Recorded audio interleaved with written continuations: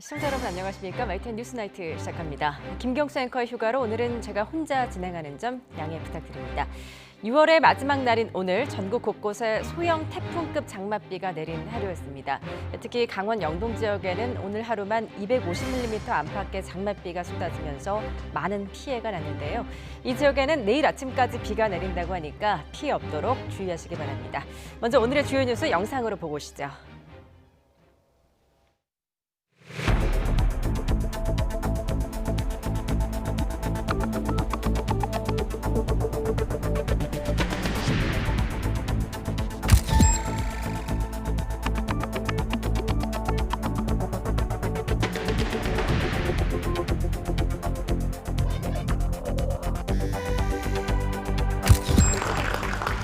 정부의 직원장, 일선 검사들이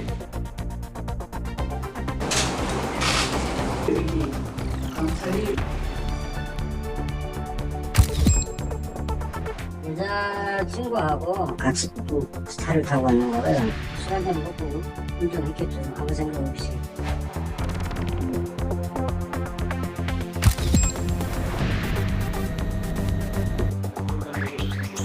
네, 언론들이 온갖 정책들을 다 부동산 정책이라고 과묵해서 만들어낸 수장입니다. 내일부터 소위 심사를 진행할 정도.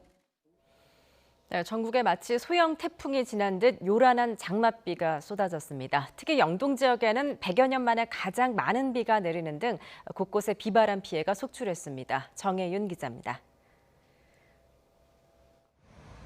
마치 태풍이 지난 듯한 제주 도심거리. 주택 지붕 일부가 날아갔고 가로수도 뿌리째 뽑혀 쓰러졌습니다. 제주 산간에서는 250mm의 폭우와 함께 초속 34.5mm의 돌풍이 기록됐습니다. 태풍급 강풍이 계속되며 여객기 수십 편이 결항되거나 지연됐습니다.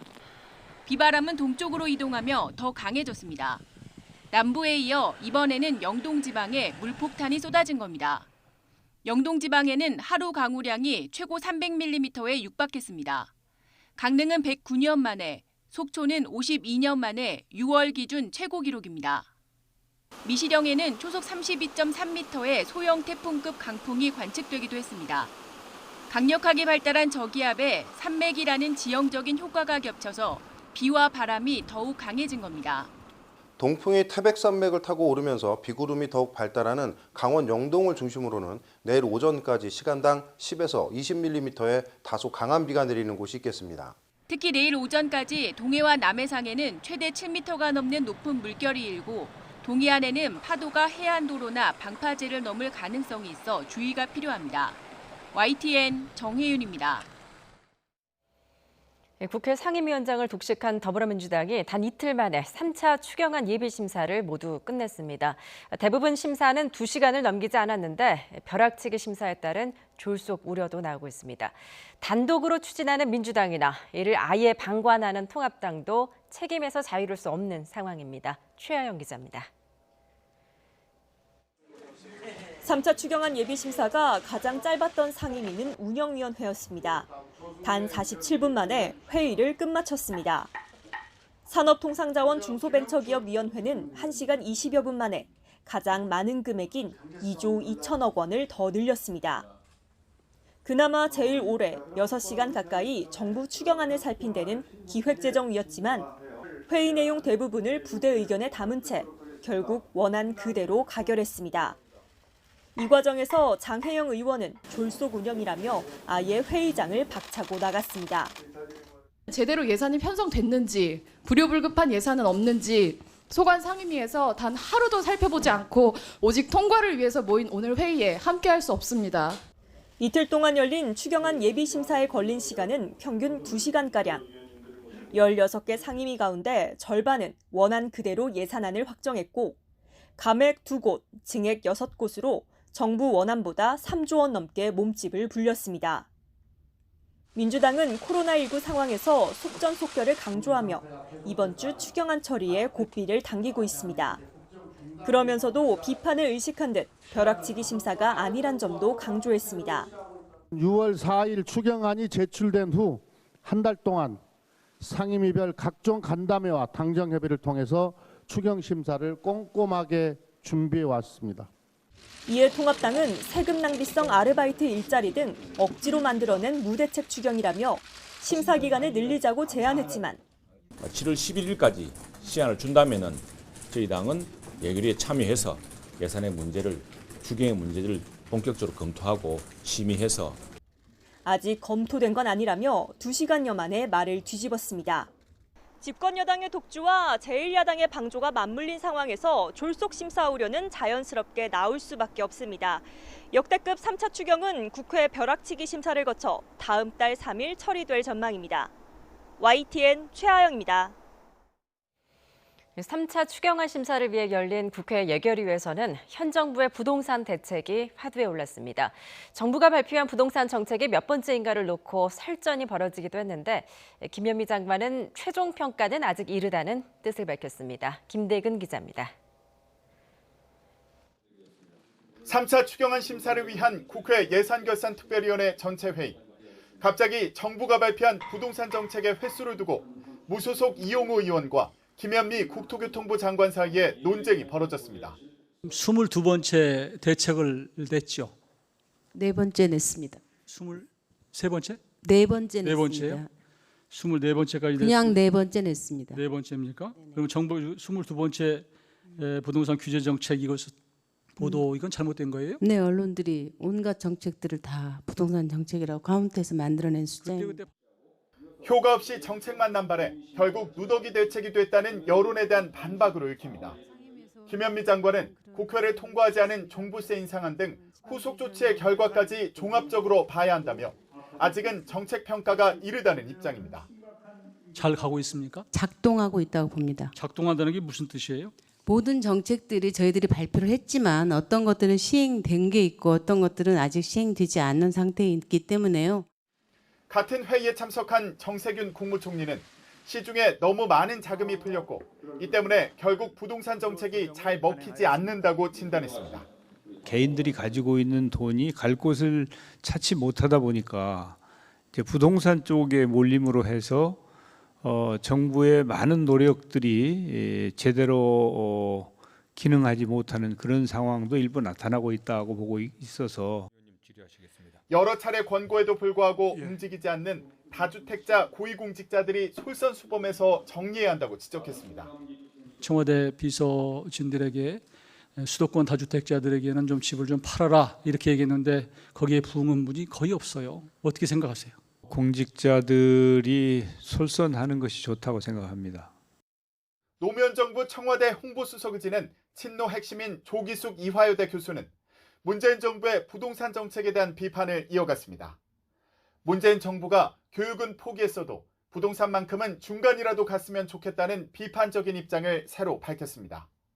이어 아무리 대책을 내놔도 먹히지 않으면 다양한 의견을 들어야 하는 것 아니냐며 국민은 실험 대상이 아니라고 지적했습니다. 22번이냐 4번이냐라는 부동산 정책의 횟수보다 단 하나의 정책이라도 효과를 거두고 있는지가 중요해 보입니다. 코로나19로 인한 경제 위기감 속에 부동산 가격이 오히려 상승하면서 현 정부의 부담감도 커지고 있습니다. YTN 김대근입니다. 추미애 법무부 장관이 연일 날선 비판을 쏟아낸 효과일까요? 윤석열 검찰총장이 대권주자 여론조사에서 단박에 3위에 올랐습니다. 마땅한 보수층 후보가 없는 상황에서 여권의 비판이 오히려 결집 효과를 불러온 것으로 분석됩니다. 이대건 기자가 보도합니다. 한명숙 전 총리 진정사건 재배당 문제에 이어 검언유착 의혹 당사자로 지목된 한동훈 검사장 직접감찰 지시로 이어지는 과정에서 추미애 법무부 장관과 윤석열 검찰총장이 정면으로 충돌했습니다. 이 과정에서 윤석열 총장은 침묵으로 일관한 반면 추미애 장관은 비판 발언을 공개적으로 해왔습니다. 초선 의원들을 상대로 한 국회 강연에서는 윤 총장에 대한 비판 수위가 정점에 이르렀습니다. 장관의 말을 겸허히 들으면 좋게 지나갈 일을 세상 지휘랍시고 해가 지고 일을 더 꼬이게 만들었어요. 네, 그래서 제가 제 지시를 하겠다. 내 말을 못 알아들었으면. 예상대로 통합당은 크게 반발했고 정의당마저도 이른바 꼰대 발언이라고 꼬집었습니다. 민주당 안에서도 외부에서의 검찰개혁 목소리가 결국 소모적 논쟁만 불러일으켜 뜻하지 않는 결과가 나올 것이라는 우려가 제기됐습니다. 검찰개혁의 주체가 돼야 됩니다. 외부에서 압박하는 개혁으로 검찰은 안 바뀝니다. 계속 소모적인 싸움만 반복돼요. 이 같은 우려는 어느 정도 현실로 나타났습니다. 윤석열 총장을 처음으로 포함한 차기 대선 주자 여론조사에서 3위에 올라섰습니다. 다른 보수 후보 지지율에 비해 2배 정도나 높습니다. 이달 초 다른 여론조사 기관에서 나온 지지율 1%에 비하면 최근 갈등 국면을 거치면서 급상승한 것으로 보입니다. 윤석열 총장이 얻은 10% 지지율은 마땅한 후보를 찾지 못하는 보수층 쏠림 현상의 결과로 분석됩니다. 결국 때리면 때릴수록 윤석열 검찰총장에 대한 보수층의 지지율은 오를 가능성이 큽니다.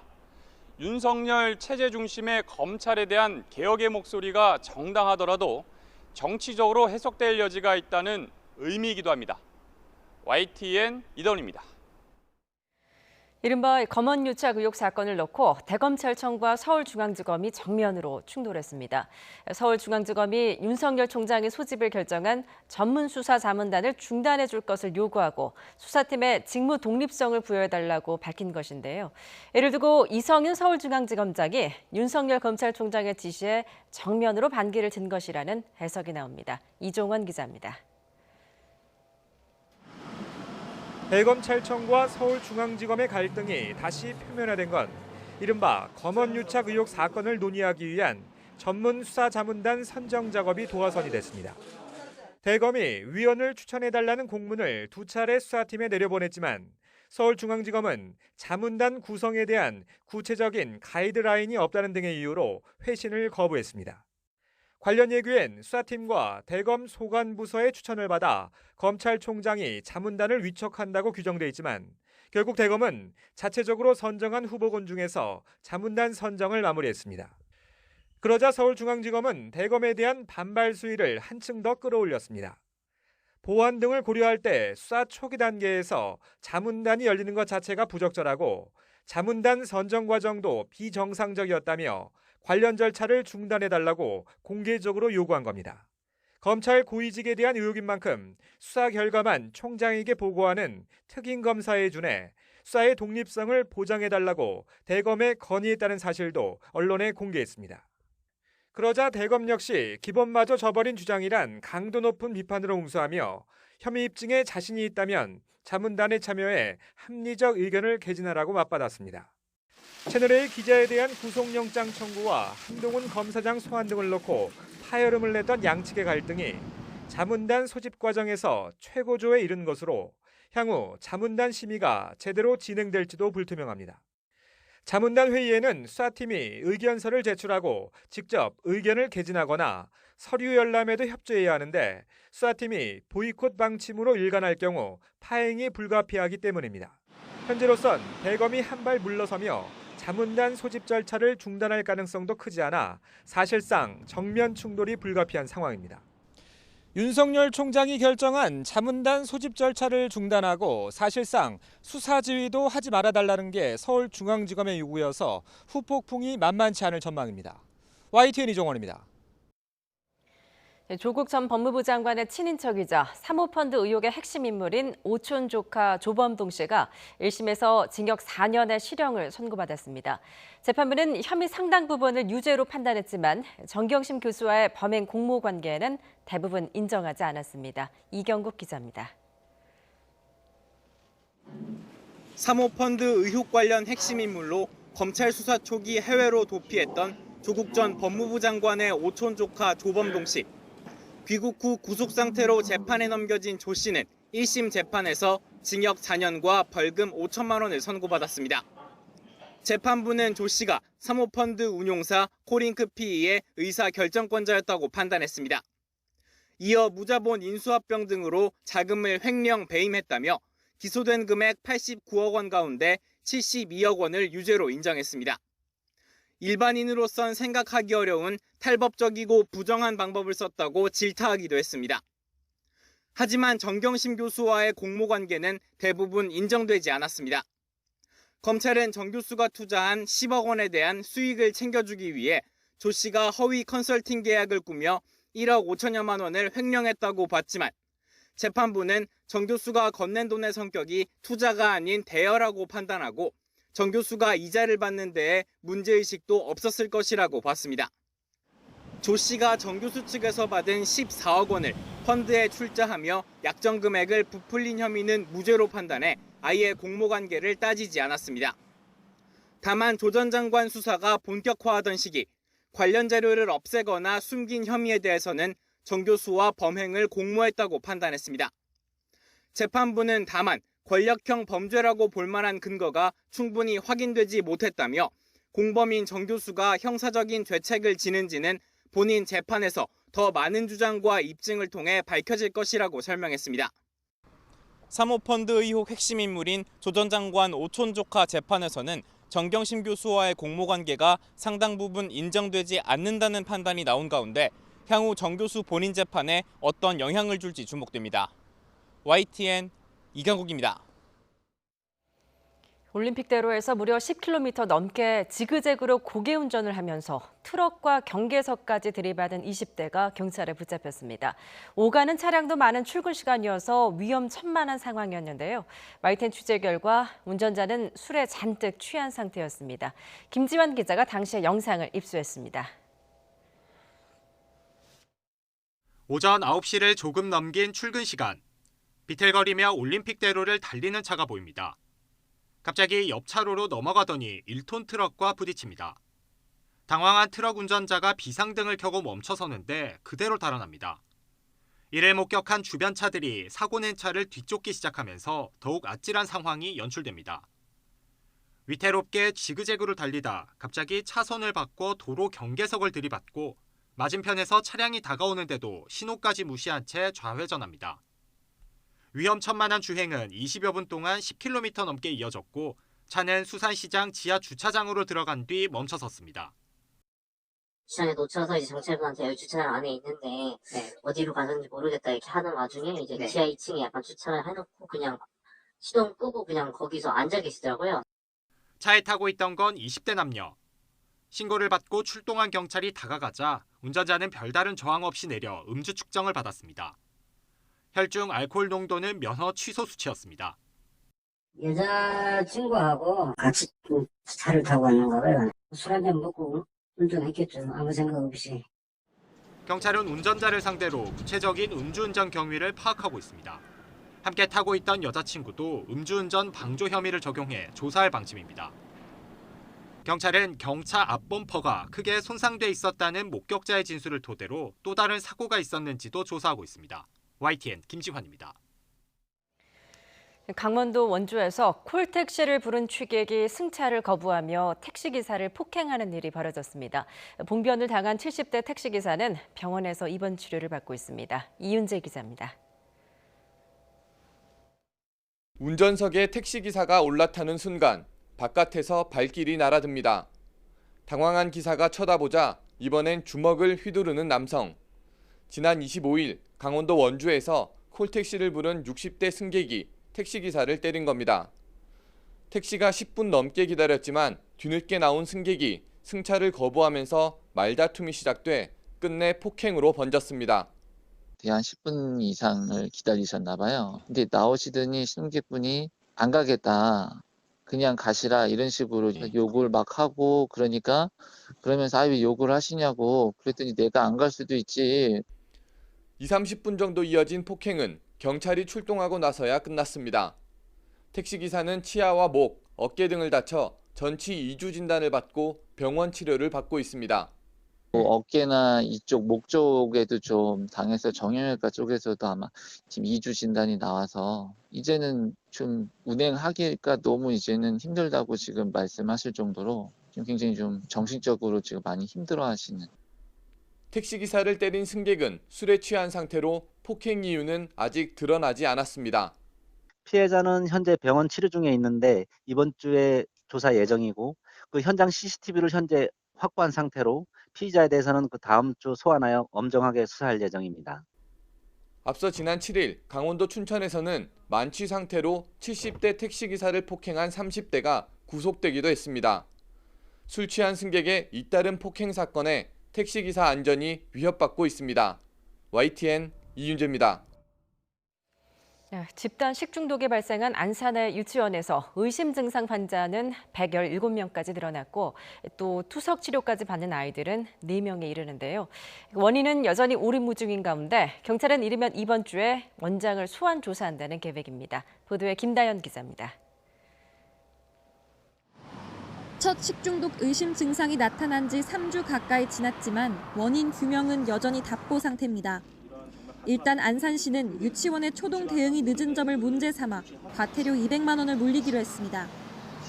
식품위생법엔 집단 급식소를 운영하는 곳에서 식중독 의심 증상자가 나올 경우 곧바로 지자체에 보고하도록 하고 있지만 이 유치원은 한반에 서너 명이 의심 증세를 보이는 상황에도 제때 보고를 하지 않았다는 겁니다. 앞서 원장은 보존돼야 할 간식과 반찬 등 6건이 남아있지 않은 점에 대해 간식까지 보관해야 하는지 몰랐다고 해명했고 조리사는 남은 음식이 없어 보존식을 빼놓지 못했다고 진술한 것으로 전해졌습니다. 배식 전 보존식 보관 규정을 어겼다는 걸 스스로 인정한 꼴입니다. 경찰은 이번 사건의 핵심 인물인 원장을 이르면 이번 주 불러 조사한다는 계획입니다. 원장은 현재 장출혈성 대장균 양성 판정을 받고 격리돼 있는데 격리가 해제되는 대로 조사하겠다는 겁니다. 이와 함께 압수수색에서 확보한 CCTV 영상과 급식 일지 등을 분석하고 있습니다. 유치원에서 식중독 증상자는 2명 더 늘어 117명이 됐습니다. 원생이 112명이고 형제 자매가 4명, 무증상자인 원장까지입니다. 요결성 요독 증후군, 이른바 햄버거병 증상을 보이는 환자는 13명으로 2명 줄었고 아직 투석 치료를 받는 아이는 4명입니다. 안산시는 원생 부모를 상대로 지금까지 조사 내용을 공유하고 유치원 운영 방향을 논의하기 위한 간담회를 열기로 했습니다. YTN 김다연입니다. 경기도 의정부의 한 아파트에서 지난 엿새간 6명이 코로나19에 잇따라 감염됐습니다. 방역당국은 최근 종교 모임에서 집단 감염이 계속 확산할 경우 강제적인 조치도 검토하기로 했습니다. 한영규 기자입니다. 경기도 의정부시의 한 아파트에서 최근 6일간 주민 6명이 잇따라 코로나19에 감염됐습니다. 첫 환자가 나온 건 지난 24일 이천 물류센터 직원인 50대 남성과 고1 아들이 확진 판정을 받으면서부터입니다. 이어 28일 20대 여성이 확진됐고 이틀 뒤 60대 남성과 20대, 30대 아들 2명까지 주민 감염이 잇따르고 있습니다.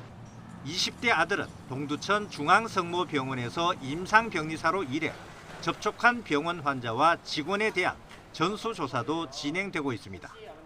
수도권에서는 이 같은 산발적 감염과 함께 교회를 통한 집단 감염도 계속되고 있습니다.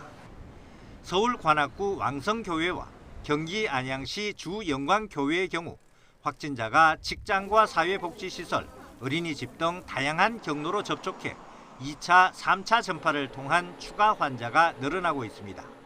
다양한 집단으로 전파돼서 급속하게 지역사회 확산을 유발할 가능성이 있다는 것을 확인했기 때문에 각종 종교 등의 모임에서 감염이 또 전파나 확산이 이루어지지 않도록 사전 예방의 중요성을 다시금 강조드립니다.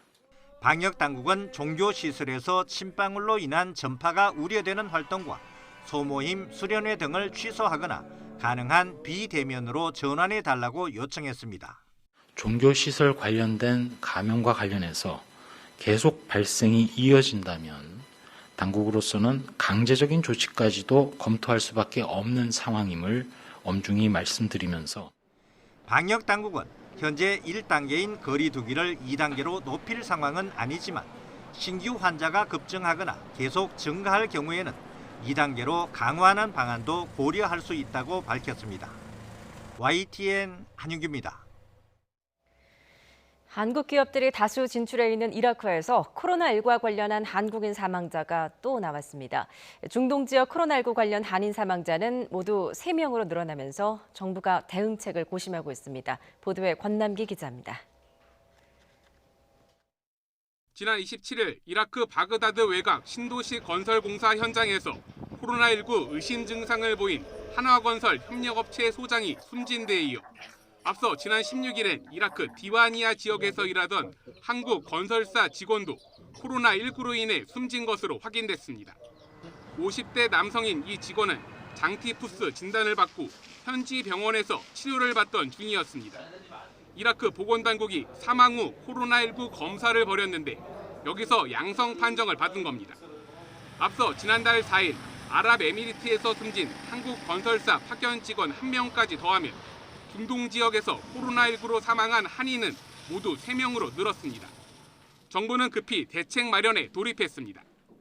현지 대사관과 기업 간 상시 소통 체제 구축, 발주처와의 긴밀한 소통 지원, 방역 물품 반출 반입 지원, 응급 화상 의료 상담을 포함한 긴급한 의료 지원 등 가능한 모든 지원책을 강구하고 있습니다.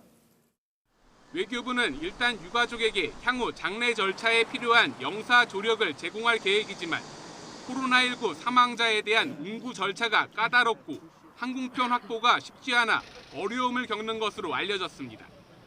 외교부는 방역당국, 현지 우리 기업 등과 협력해 실효적인 대응 지원 방안을 모색하고 있다고 설명했습니다. YTN 권남기입니다. 코로나19가 기승을 부리고 있는 가운데 중국에서 세계적 대유행 가능성이 있는 또 다른 바이러스가 나왔습니다. 사람에게도 전염되는 돼지 독감 바이러스가 새로 발견됐다는 연구 결과인데 코로나19 사태 속에 전 세계가 주목하고 있습니다. 김영근 기자입니다. 중국 연구진이 2011년부터 9년 동안 중국 10개 지방의 돼지들로부터 170개가 넘는 돼지 독감 바이러스를 분리했습니다. 그 결과 지금까지 보지 못한 새로운 종류의 바이러스가 발견됐습니다. G4라고 이름 붙인 이 바이러스는 신종 인플루엔자 계통으로 돼지에 의해 사람에게 전염되는 것으로 나타났습니다. 연구진은 G4가 팬데믹을 유발한 다른 바이러스와 마찬가지로 사람 감염에 필요한 필수적 특징을 모두 지니고 있다고 밝혔습니다. 연구진은 이 바이러스를 사람과 유사한 감염 증상을 보이는 페럿을 이용해 실험했습니다. 그랬더니 다른 바이러스보다 더 심각한 증상을 일으키는 데다 전염성도 강했습니다. 또 사람 세포에서 자가 복제까지 하는 것으로 나타났습니다. 연구진은 이 바이러스가 변이 과정을 거치면서 사람 간 전염이 쉬워지면 대유행으로 이어질 수 있다고 우려했습니다. 특히 사람은 이 바이러스에 대한 면역력이 거의 없는 데다 계절성 독감으로 G4에 대한 항체가 생기는 것도 아니기 때문에 위험할 수 있다고 덧붙였습니다. 돼지 사육장에 근무하는 사람들을 상대로 한 항체 검사에서는 전체의 10% 정도가 이미 G4 바이러스에 감염된 것으로 나타났습니다. 연구진은 아직 사람 간 전염 증거는 없지만 돼지 사육 관련 직종에서 일하는 사람들에 대한 추적 관찰이 시급하게 이루어져야 한다고 강조했습니다. YTN 김영근입니다. 중국이 미국의 반발을 무릅쓰고 홍콩 보안법의 입법을 마쳤습니다. 반환 23년 만에 중국은 홍콩에 대한 직접 통제를 강화하게 됐습니다. 베이징에서 강성웅 특파원입니다.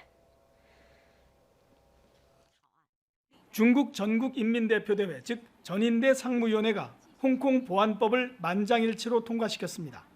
전인대에서 초안이 보고된 지 한 달여 만에 중국에서의 입법 절차가 모두 끝난 겁니다. 常委会第20次会议举行第2次全体会议，会议经表决全票通过了《中华人民共和国香港特别行政区维护国家安全法》。 명목상 반체제나 정부 전복 행위 처벌이 목표지만 실제로는 반중 성향의 민주 진영을 겨냥한 겁니다. 홍콩 보안법에 반발한 100여 명의 시민들은 도심에서 시위를 벌였습니다. It's passing the law without even asking Hong Kongers and not going through the proper procedures. 하지만 지난해 200만 명이 거리 시위에 나섰던 때와 비교하면 민주 진영은 거의 힘을 잃었습니다. 민주 진영 쪽 인사인 조슈아 웡은 데모시스토당 비서장에서 사퇴했습니다. 생명이 위협받는 상황이 됐다면서 개인적 차원에서 실천을 하겠다는 말을 남겼습니다. 반대로 친중 성향의 시민들은 중국 국기를 흔들면서 환호했습니다. 其實係有效懲治嗰啲煽動港獨、分裂國家同埋勾結外國勢力去破壞香港法治嘅泛民反對派人士。 중국은 지난해 송환법 사태를 겪으면서 홍콩에 대한 통제권을 강화한다는 방침을 정했습니다. 그리고 국제적 비난을 무릅쓰고 반환 23년 만에 반중 세력을 무너뜨릴 법적 수단을 갖게 됐습니다. 미국이 홍콩에 대한 특별 지위를 박탈하겠다고 밝혔지만 중국은 홍콩 보안법을 끝까지 밀어붙였습니다. 경제적으로는 손해를 보더라도 홍콩의 중국화를 강행하는 쪽을 선택한 것입니다. 베이징에서 YTN 강성웅입니다. 홍콩 민주화운동의 주역 가운데 한 명인 조슈아 왕은 오늘 홍콩 국가보안법이 통과되자 홍콩의 종말, 테러 통치의 시작이라고 비난하면서 다음 세대를 위해 민주화 투쟁을 이어가겠다고 밝혔습니다. 왕은 트위터를 통해 베이징이 홍콩 보안법을 통과시켰다. 이는 이전까지 세계가 알던 홍콩의 종말을 상징한다고 지적했습니다.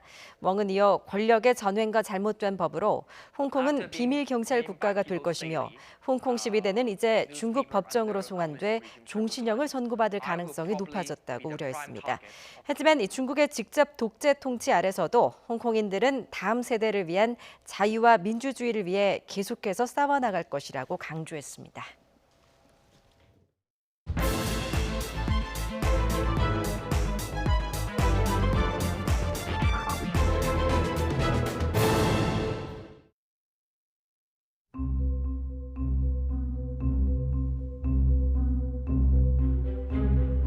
저의 지시를 절반을 잘라 먹었죠. 그간의 말을 거의 들으면 좋게 지나갈 일을 검찰 자체, 검찰로는 제대로 안 되겠다 하는 판단이 서서 내가 그런 처지에 있을 때 난 벌써 사퇴했다. 그 말 그대로입니다. 상의자가 물러나겠습니까? 하의자가 물러나는 게 상식이죠.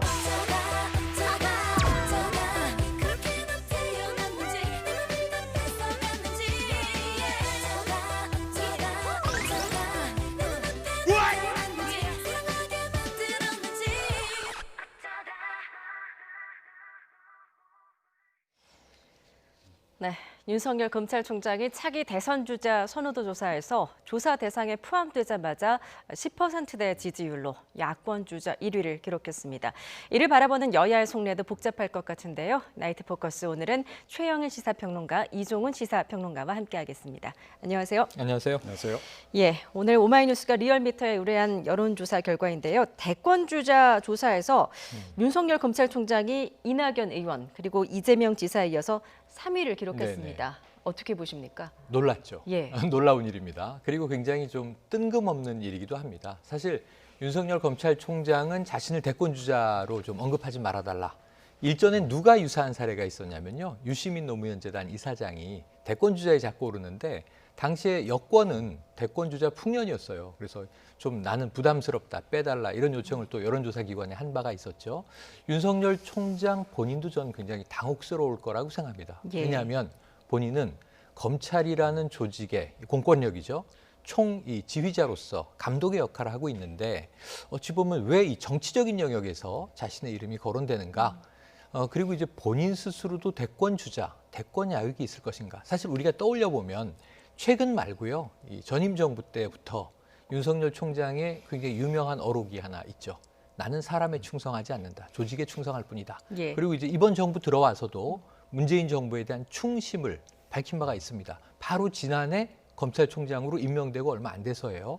조국 전 장관 사태가 벌어지던 초기에 충심이라는 표현을 썼거든요. 예. 그런데 지금 어찌 보면 정권의 반기를 드는 인물로 급부상을 하면서 이게 야권 후보거든요. 여권 후보가 아닙니다. 그것도 이상하죠. 현 네. 정부의 수장인데 말이죠. 한 조직에. 그런 면에서는 이 윤 총장 본인과 좀 이제 지켜보는 입장에서는 난감한 상황이다 이렇게 보여집니다. 예, 지금 뭐 보수층에 이렇다 할 대선 후보가 없다 이런 네. 점도 좀 영향을 미치지 않았을까 싶은데 10%대라는 이 두 자릿수의 지지율도 좀 의미가 있을 것 같습니다. 그렇죠. 한 자릿수하고 이제 두 자릿수는 확실히 이제 좀 의미가 좀 차이가 있습니다. 그러니까 조금 유명하시고 좀 인지도가 있으신 분들은 보통 여론조사하면 5% 정도는 그냥 나오세요. 네. 예, 그런데 이제 그거를 지지도다 이렇게 보기는 좀 어렵거든요. 그런데 10%를 넘어가기 시작하면 이제 지지세가 붙기 시작했다 이렇게 이제 볼 수 있는 그런 의미가 있습니다. 그래서 예. 이번 좀 의외의 그 조사이긴 한데 보니까 생각보다 윤석열 총장에 대한 그 지지세가 좀 만만치 않은 상황이 아닌가 좀 이렇게 좀 생각을 하고요. 조금 전에 말씀하셨다시피 지금 뭐 범야권에 워낙 이제 그 대권 주자 숫자는 많습니다만 두각을 나타내는 그런 인물이 없다 보니 상대적으로 좀 이렇게 관심을 끌고 있는 그런 상황이 아닌가 이렇게 생각을 하는데요. 이번 조사에 대해서 누구보다도 유감스러워하실 분은 추미애 장관이 아닐까 싶네요. 예. 그러니까 본인을 오히려 넣어서 조사를 해주길 바라셨을 텐데 본인 의도하고는 전혀 상관없이 본인은 대권 지금 도전할 의지를 좀 가지고 계시는데 본인은 빼고 정작 대권 도전할 의사가 없는 윤 총장을 집어넣어서 이런 결과가 나와서 좀 그런 생각을 하지 않을까 이런 생각이 좀 듭니다. 자, 윤석열 총장 그동안 정치에 한 번도 뜻을 밝힌 적이 없었고 심지어 정무 감각이 없는 대표적인 인물로 꼽혀왔는데요. 지난해 국정조사 당시의 발언 한번 들어보시죠. 특히 2003년 국감장에서 발언한 이후 지금까지 검사로서 윤석열 변한 게 있습니까? 자부까지는 몰라도 정무 감각이 없는 거는 예나 지금이나 똑같은 거. 그러니까 정무 감각 없이. 예, 이렇게 이야기를 했었죠. 정무 감각이 없는 네. 건 예나 지금이나 똑같다. 자, 본인은 이렇게 정치의 뜻을 밝힌 적이 없는데 왜 자꾸 대권 주자로 이름이 오르내리는 걸까요? 네네. 지금 이제 간단합니다. 왜냐하면 항상 이 집권 당의 지지자들이 있는 거고요. 반대 야당의 지지자들이 있는 거예요. 지금 사실 양당 구도 아닙니까? 물론 이제 여대 야소로 이제 기울어졌습니다. 그래서 이 176석과 103석의 이제 격돌을 우리가 21대 국회에서 보고 있는데요. 그럼 이제 문재인 정부 이 지지층들이 매주 여론조사를 하면 지금 현재 50%를 좀 상회하는 긍정평가 혹은 이제 국정 지지율이 나오고요. 또 40%대의 이제 부정 지지율이 나옵니다. 이건 엎치락뒤치락하죠. 문재인 대통령 40%로 긍정이 떨어지고 50% 이상 부정이 올라갔던 때도 있고요. 예. 또 뭐 고공행진을 하던 70%대도 있었습니다. 그런데 문제는 카운터파트, 상대가 중요해요. 힘의 균형이 있어야 지금 대권 주자가 정상적이면 여권의 한 명, 야권의 한 명, 좀 이제 가장 강한 사람들이 양강 구도를 보이면서 비슷하면 제일 좋고 격차가 있더라도 지금 통합당이 바라는 입장을 생각을 해보면 이재명 지사 자리에 자신 진영의 인물이 있는 게 정상이거든요. 예. 근데 지금 여권 후보끼리 어찌 보면 두 자릿수 경쟁을 하는데 야권 후보로 현 정부의 검찰총장이 올라 있다. 통합당은 이 인물 품귀, 대선 주자 품귀에 대해서 상당히 지금 통탄을 해야 하는 상황입니다. 예. 지금 통합당, 그러니까 야권의 속내도 굉장히 복잡할 것 네. 같다라는 생각이 드는데 이번 여론조사 결과를 보면은 오히려 야권 후보들 같은 경우에 조금씩 지지도가 떨어졌어요. 그렇죠. 예, 그건 어떻게 분석하십니까? 그러니까 이제 그 떨어진 부분이 그러니까 윤석열 총장에게로 갔다라고 보면 이제 되는 거죠. 예. 근데 그것이 전부는 아닌 것 같고 윤석열 총장 같은 경우에는 추가로 보니까 중도층도 조금 지지를 하시는 분들이 좀 더 늘은 것 같아요. 이제 그런 부분이 있긴 한데. 지금 포스트 그 황교안 이후에 그러니까 지금 이제 새로운 어떤 대권 주자를 빨리 지금 이제 물색을 해서 전면에 좀 내세워야 되는 이제 그런 그 상황인데 지금 이제 그럴 만한 인물이 아직까지 떠오르고 있지 않은 상황을 지금 이렇게 반증하는 거죠. 예. 지금 뭐 그 김종인 위원장조차도 뭐 너무나 많은 분을 거명할 정도로 지금 네. 예, 백종원 대표까지 소환됐습니다.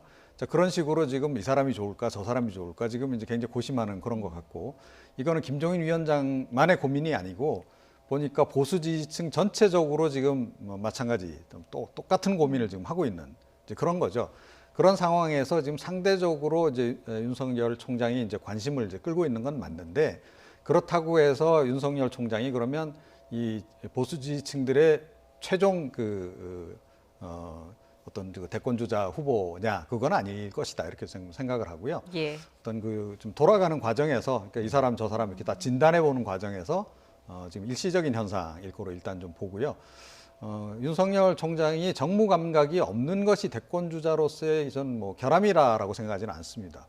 사실 따지고 보면 문재인 대통령도 그렇게 정무 감각이 이렇게 많은 분은 아니에요. 그럼에도 불구하고 이제 대통령까지 이제 될 수 있었던 건데 마찬가지로.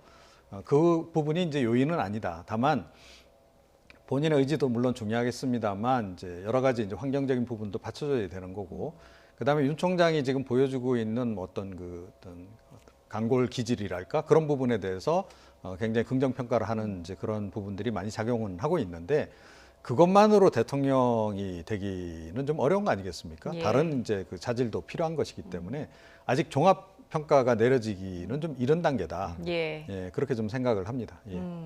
앞서 이제 추미애 장관을 언급을 해주셨는데 일각에서는 이제 추미애 장관과 여권이 계속 윤석열 총장 때리기를 할수록 윤석열 총장의 어떤 정치적인 존재감이 더 높아지는 게 아니냐. 그래서 이른바 추미애 효과가 아니냐라고 또 분석을 하기도 합니다. 맞습니다. 어떻게 보십니까? 저는 현상적으로는 예. 맞다고 봐요. 그러니까 지금 왜 야권에서 지지해서 오히려 지금 이 존재하고 있는 제1야당 정당이나 그 정당 내에 속해 있는 정치인들의 지지도가 올라가지 못하고 사실은 이제 반문재인 정서가 이 반대층 쪽에서 계속 작용하고 있다면 어떤 인물에게 쏠리게 마련이거든요. 그런데 그것이 왜 윤석열 총장이냐 이 문제죠. 왜냐하면 야당 전체를 다 합한 것보다 지금 검찰총장이 현 정부에 더 맞서고 있는 대립각의 모양새인데 그게 이제 추미애 장관이 연일 때리기를 하니까 그렇다면 지금 현 정부에서 가장 좀 고가운 인물 가장 좀 불편한 인물은 윤석열 총장인 것이 아닌가 하면서 주목도가 확 올라가는 거죠. 일종의 노이즈 마케팅도 포함되어 있습니다.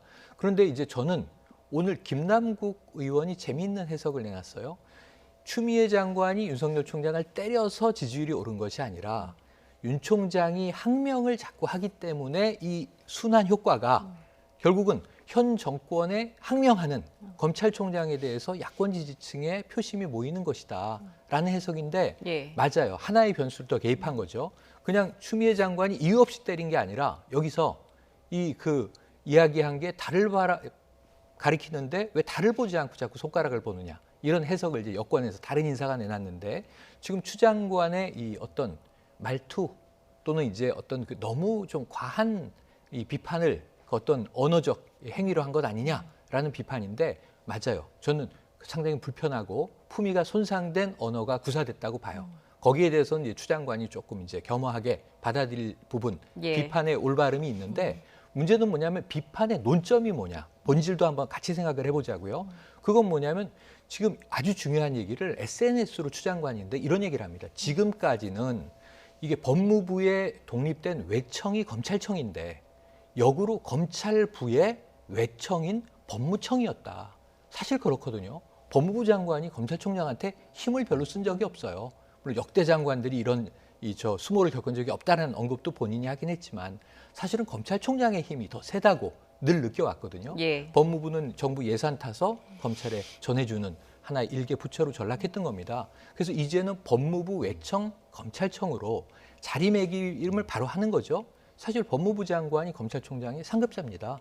근데 그것을 바로잡기 위한 노력을 추미애 장관이 하는 과정에 조금 이제 격한 언사라든가 이런 부분들이 등장하는 것은 아닐까 하는 부분도 함께 우리가 고려해야 될 것 같습니다. 예, 김남국 의원, 윤 총장이 이러려고 지금 계속 추미애 장관에 대해서 항명을 했다라는 이제 주장을 한 건데요. 네. 그에 대해서 어떻게 보십니까? 글쎄요, 저는 이제 좀 반대로 해석을 좀 예. 내리고 싶은데요. 김남국 의원 말대로라면 윤석열 검찰총장은 굉장히 정무 감각이 뛰어나신 분인 거죠. 스스로 어떻게 보면 좀 스스로 성장하기 위해서 정치인으로서 자리매김하기 위해서 또 대권주자로서 자리매김하기 위해서 일부러 지금 자꾸 항명을 하고 있다 이렇게 이제 해석을 할 수 있는 건데 저는 그렇진 않다라고 생각합니다. 윤석열 총장은 뭐 본인 스스로도 자백했듯이 정무 감각이 없으신 분이고 아예 관심도 없고 그쪽에 본인은 자기 일 수사만 이제 열심히 하고 싶은 뿐이다라고 저는 생각을 해요. 그리고 추미애 장관은 뭐 정치인이지 않습니까, 그죠? 뭐 이분 그동안 뭐 어떤 정치 행보를 보였는지 우리가 너무나 잘 알고 있고 지금 이분이 어떤 향후 행보를 지금 염두에 두고 있다는 것도 다 알고 있어요. 예, 분명히 이제 뭐 대권 도전하실 가능성이 굉장히 높은 그런 후보군 가운데 한 명입니다. 그래서 사실은 이제 어떻게 보면 친문 핵심 지지층들을 향해서 지금 계속 메시지를 던지는 거예요. 제가 보기에는 자기가 이렇게 계속 그 압박을 한다 그래서 윤석열 총장이 뭐 그만둘 거다라고 아마 생각하지 않을 겁니다. 오히려 그만두지 않기를 바랄지도 모르죠. 계속 그 자리에 있어주는 것이 자기 계속 이제 공격하고 자 그러다 어느 시점 돼서 장관직 떠나서 이제 빨리 정치권으로 복귀하고 싶은 그런 마음이 굉장히 강하신 것 같고 그런 게 너무나 많이 좀 묻어난다는 거예요. 그래서 자기 정치를 하는 것이 이제 분명하기 때문에 그러니까 이런 추미애 장관의 행보와 윤석열 검찰총장의 행보를 등치시켜서 봐서는 안 된다. 저는 그렇게 생각을 합니다. 예. 자, 뭐 최근 검찰총장에 대해서 연일 공세를 높였던 추미애 장관 어제 법사위에서도 검찰 개혁에 대해서 강조를 했습니다. 직접 들어보시죠. 이 압수수색 골든타임을 놓침으로써 그 보름 자동 삭제되는 기간이 돼버린 겁니다. 지시를 제대로 이행하지 않은 경우에는 결국 국민이 피해를 입는 것이고요. 앞으로도 더욱 이런 그 검찰권의 올바른 행사, 또 적정한 행사, 인권 침해하지 않도록 또 그 수사권을 무리하게 남용해서 국민 피해 가지 않도록 하는 그런 구체적 지휘를 잘 해서 그 국민들이 불안해하는 일이 없도록 하겠습니다. 추미애 장관 같은 경우에는 이제 연일 그 언어의 품격에 대한 그 지적이 있음에도 불구하고 이제 연일 이제 윤석열 총장 때리기를 하고 있는데 어제 이제 법사위에서 한 말은 검찰이 그 신천지 압수수색에 골든타임을 놓쳤다. 당시에도 검찰이 말을 듣지 않았다라는 이야기거든요. 이에 대해서 어떻게 생각하십니까? 여기에 대해서 지금 앞뒤가 좀 잘린 측면이 있어요. 이게 이제는 상임위원회가 일부 돌아가지 않습니까? 통합당이 보이콧을 하고 있습니다만 그럼에도 불구하고 17개 상임위가 16개 이상은 지금 이제 가동을 시작했는데 뭐 여러 가지 졸속이다 뭐 말들이 많지만 어쨌든 일은 해야 되는 것이므로 지금 민주당의 모토는 일하는 국회이기 때문에 일을 하는 거예요. 법사위는 이제 법무부 장관을 불러서 여러 가지 이제 진행되는 정부 현안에 대해서 이 법무부 장관이 이 자신의 의견을 뭐 연설 형식으로 선언하거나 피력하는 게 아니라 질문에 대해서 답하는 겁니다. 지난번에 같은 자당의 송기현 민주당 의원이죠. 이 지금 이제 순치되는 거 아니냐 여기에 대해서 모욕적이라고 느낀다. 마치 여야가 격돌하는 것 같은 모습을 같은 당 출신의 아까 말씀하신 대권 야욕도 있는 정치인인 법무부 장관과 자당의 의원이 그런 굉장히 얼굴 붉히는 얘기를 주고받았다고요. 이 장면도 마찬가지입니다. 그래서 이 신천지 압수수색 관련해서 왜 검찰이 그때 움직이지 않았느냐 문제가 있었다라고 법무부 장관 입장에서 인정하는 거예요. 그런데 이 이야기의 기승전 끝은 검찰 개혁이에요. 그러니까 추미애 장관은 지금 자신의 본분은 검찰 개혁이다. 그 일을 하려고 내가 지금 이 장관직에 앉아있다. 그 다음이 뭐 대권인지 뭔지 좀 모르겠습니다. 그건 정치인인 건 맞고 정치는 모두 다 자기 정치를 하니까. 그래서 문제는 법무부 장관으로 성과를 내고 성공을 해야 그 다음에 정치인으로 돌아와서 정치를 해도 내가 법무부 장관에서 검찰 개혁을 했노라 할 수 있는 거지. 이게 저는 이 추미애 대 윤석열의 싸움이 아니고 이것은 이번 정부가 개혁과제로 그것도 우선순위로 내세웠던 검찰개혁이 올해 이루어지느냐 아니느냐의 싸움이거든요. 이 과정에서 추미애 장관도 상당히 좀 이 감성적인 정치인이기 때문에 격한 언어가 나오는 것으로 보고 이 언어의 문제는 좀 품격을 스스로 장관께서 지키셨으면 좋겠다. 그것이 제 개인적인 입장이고요. 다만 본질은 놓치지 말아야 한다. 이것도 우리가 같이 보자는 거죠. 예, 추미애 장관이 이제 연일 이렇게 맹공을 퍼붓는 이유, 검찰 개혁의 주도권을 잡기 위한 것이다라는 분석이십니다. 오늘 통합당에서도 굉장히 비판이 나왔었는데 조수진 의원이 이제 뭐 하다 코로나 방역 실패도 윤석열 총장 탓을 하느냐라는 비판이 나왔습니다. 전반적으로 어떻게 보십니까? 이제 조금 전에 이제 기승전 검찰 개혁이라고 말씀하셨는데요. 제가 보기에는 기승전 윤석열이에요. 지금 법사위에서 회의가 좀 연일 열리고 있는데 지금 미래통합당이 빠져 있습니다. 자, 그런데 뭐 좀 서로 뭐 다투기도 하고 하는 듯 하지만 결국 한 방향을 향하고 있어요. 윤석열 총장 왜 빨리 안 보내느냐. 그게 이제 여당 의원들의 재촉이고 그래서 제대로 좀 장악을 못하고 있는 거 아니냐라고 이야기하니까 추미애 장관이 화를 내고 뭐 그런 거일 뿐이에요. 그리고 추미애 장관이 지금 발언 내용도 보면 사실은 굉장히 위험한 대목들이 많습니다. 구체적으로 지시를 내리겠다라는 얘기도 나오고요. 그다음에 이제 최평론가께서는 조금 전에 그러니까 법무부가 상급기관이고 자 그래서 검찰청을 대검찰청을 마치 장악해야 될 것처럼 말씀하시는데요. 과거에 그랬죠. 군사정권 시절에. 예. 자 그런데 검찰을 상당히 독립적인 기구로 왜 만들었습니까? 그러니까 자꾸 정권이 청와대가 수사에 개입을 하고 하기 때문에 그래서 대검찰청을 법무부로부터 약간 좀 자유롭게 만들어 놓은 거고 중립적으로 만들어 놓은 게 지금 현재 시스템인 거예요. 자, 그런데 과거로 되돌리려고 하는 거 아니냐는 거예요, 지금. 이게 과연 검찰 개혁일까? 이런 부분도 저는 의심이 좀 가고요. 그리고 검찰 개혁 관련해서는 사실은 법안도 거의 다 지금 다 마무리가 된 상황이고 또 뭐 일련의 인적 쇄신 작업까지 다 이루어짐으로 해서 사실은 검찰 개혁 추가로 해야 될 거 지금 별로 남은 거 없습니다. 저는 그렇게 봐요. 그런데 그걸 계속 이유로 들고는 있으나 표면적으로는 그럴 뿐 사실은 윤석열 검찰총장을 겨냥하고 있고 윤석열 검찰총장 그 사단 다 몰아내야, 간단하게 얘기해서 인적으로 쇄신을 다 해야, 좋은 말로 쇄신입니다.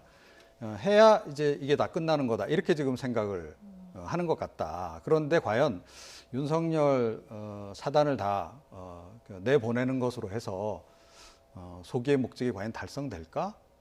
거기에 대해서는 좀 의문이다라고 저는 생각을 해요. 그 예. 이후에 인적으로 새롭게 거기 이제 검찰 쪽에서 일하게 될 사람들도 그 사람들은 검사입니다. 검사기 때문에 검사로서 일을 하기를 원할 것이고, 그것에 대해서 정권 차원에서 개입이 들어가면 당연히 반발을 할 수밖에 없을 것이다. 저는 그렇게 생각합니다. 예. 지금 이제 검찰 내부에서도 좀 갈등 양상이 빚어지고 있는데 윤석열 총장 사실상 진퇴양난에 빠진 분위기입니다. 이 검언 유착 의혹 사건에 네네. 대해서 이성윤 서울지검장이 윤석열 총장에 공개적으로 좀 반기를 든 모양새예요. 네, 공개적으로 반기를 예. 든 이유는 뭐냐면 서울중앙지검의 수사팀이 있고 수사를 하는 거죠. 그래서 그 이모 기자를 자 구속까지 하자라고 이제 제안을 하고 있는 상황인데, 대검 지휘부에서는 검찰총장은 사실상 이걸 아니야, 수사하지 마, 가져다가 외부 의견을 들어보자 해서 외부 전문 자문단을 꾸리는 거가 됐어요. 물론 이것은 피의자인 이 기자가 요청한 것이기도 합니다. 그런데 이제 검찰총장의 이것은 결심이다라고 지금 보여지는 거고, 오늘 저녁에 이 MBC 단독으로 놀라운 얘기가 나왔어요. 이 자문단 후보군의 명단을 짜는데 이게 형사부장을 건너뛰고 대검에서 과장에게 검찰총장이 원하는 인물들의 명단을 짜도록 하였다. 이건 이제 지금 오늘 나온 단독 보도이기 때문에 예. 확인이 필요합니다. 근데 이게 만약에 팩트로 확인된다면 아까 말씀하신 게 이 박사님 말씀을 제가 읽기로는 뉘앙스는 자, 윤석열 총장이 지금 바라는 것은 검찰 조직을 지키는 것이다. 스스로 개혁을 해나간다. 근데 정부는 정권의 입맛에 맞는 검찰을 원한다. 이렇게 이야기를 하신 건데, 검찰 조직 지금 내부에서 벌어지고 있는 격돌을 보면요, 윤석열의 사람들과 검사들이 맞대결을 하고 있는 상황이에요. 그래서 지금 이 부분을 보면 이상하지 않습니까? 지금 검찰 조직 내부의 수사팀이 수사를 밀고 나가고 우리가 수사를 마무리 짓겠습니다 하는데, 검찰총장이 왜 외부에 물어보자, 그리고 그 명단에 개입을 합니까? 이건 매우 이상한 일이죠.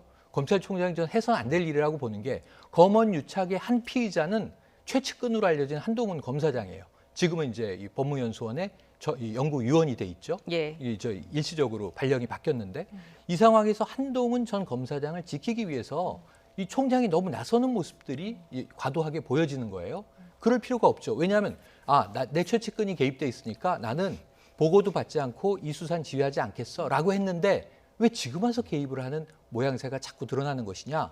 이런 부분에서 그러면 정말 평범한 검사들은 어떤 이제 행동을 하고 어떤 말을 하겠습니까? 지금 대검 내에서도요, 대검 얘기가 여러 번 나오는데 대검 지휘부에서도 이건 옳지 않다. 그런데 이제 검찰총장을 필두로 한 대검 지휘부는 아니야, 수사팀 못 믿겠어. 그래서 이 검언 유착이 뭐가 대단한 사건이라고 외부의 2개 조직, 내부의 2개 조직, 지금 4개 조직이 이 수사에 매달려 있습니다. 법무부는 감찰하라 이렇게 얘기했고요.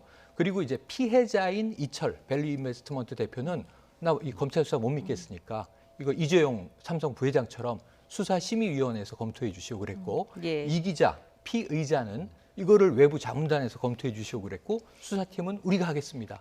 이 복잡한 상황이 야기됐는데 검찰총장은 왜 한쪽의 입장을 거두느냐 말이죠. 그러니까 전 이걸 수습을 못하면요, 지금 법무부에도 항명을 하는데 내부에도 항명이 일어났어요. 그럼 검찰 조직은 지금 뭐가 됩니까? 여기에 대한 책임을 어떻게 이제 지고 수습할 겁니까? 여기에 대한 답을 총장이 내놓으셔야 될 것 같습니다. 그런데 이 팩트를 좀 정확히 할 필요가 있는데요. 그러니까 마치 지금 이제 그 최평론가 말씀을 들으면, 그러니까 뭐 윤석열 검찰총장이 평검사들하고 이렇게 갈등을 빚는 것처럼 이렇게 얘기를 하시는데요. 지금 뭐 솔직히 갈등을 빚는 것은 윤석열 검찰총장과 이성윤 서울지검장이 갈등을 빚고 있는 거죠.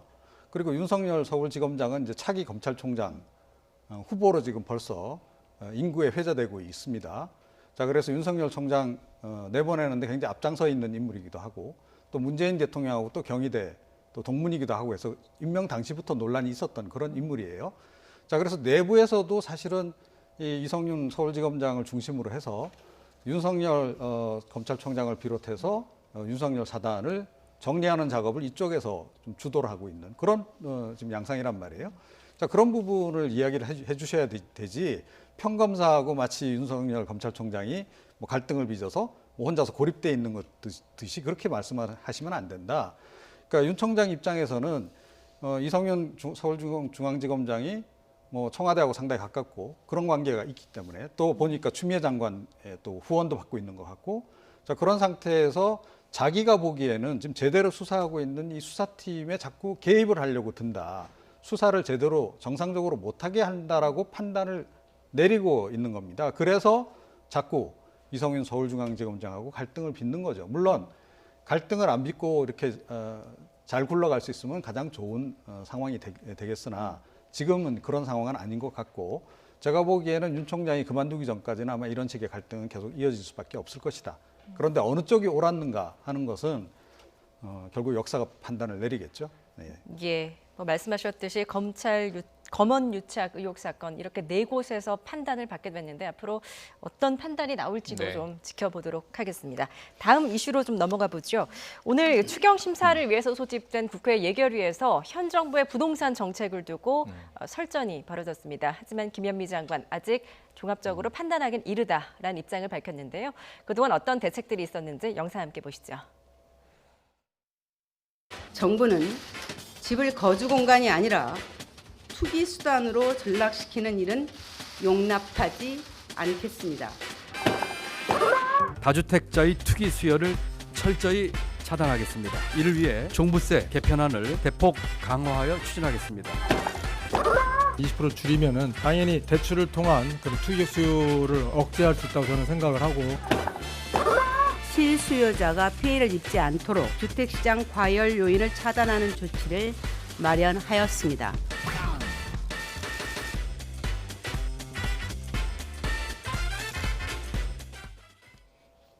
예, 뭐 두더지 잡기식이란 비판도 나오고 있는 상황인데요. 이른바 친노무현계 인사들이 문재인 정부의 부동산 정책을 연일 강도 높은 쓴소리를 쏟아내고 있습니다. 이번에는 조기숙 이화여대 교수가 SNS를 통해서 이런 입장을 밝혔는데요. 함께 보시죠.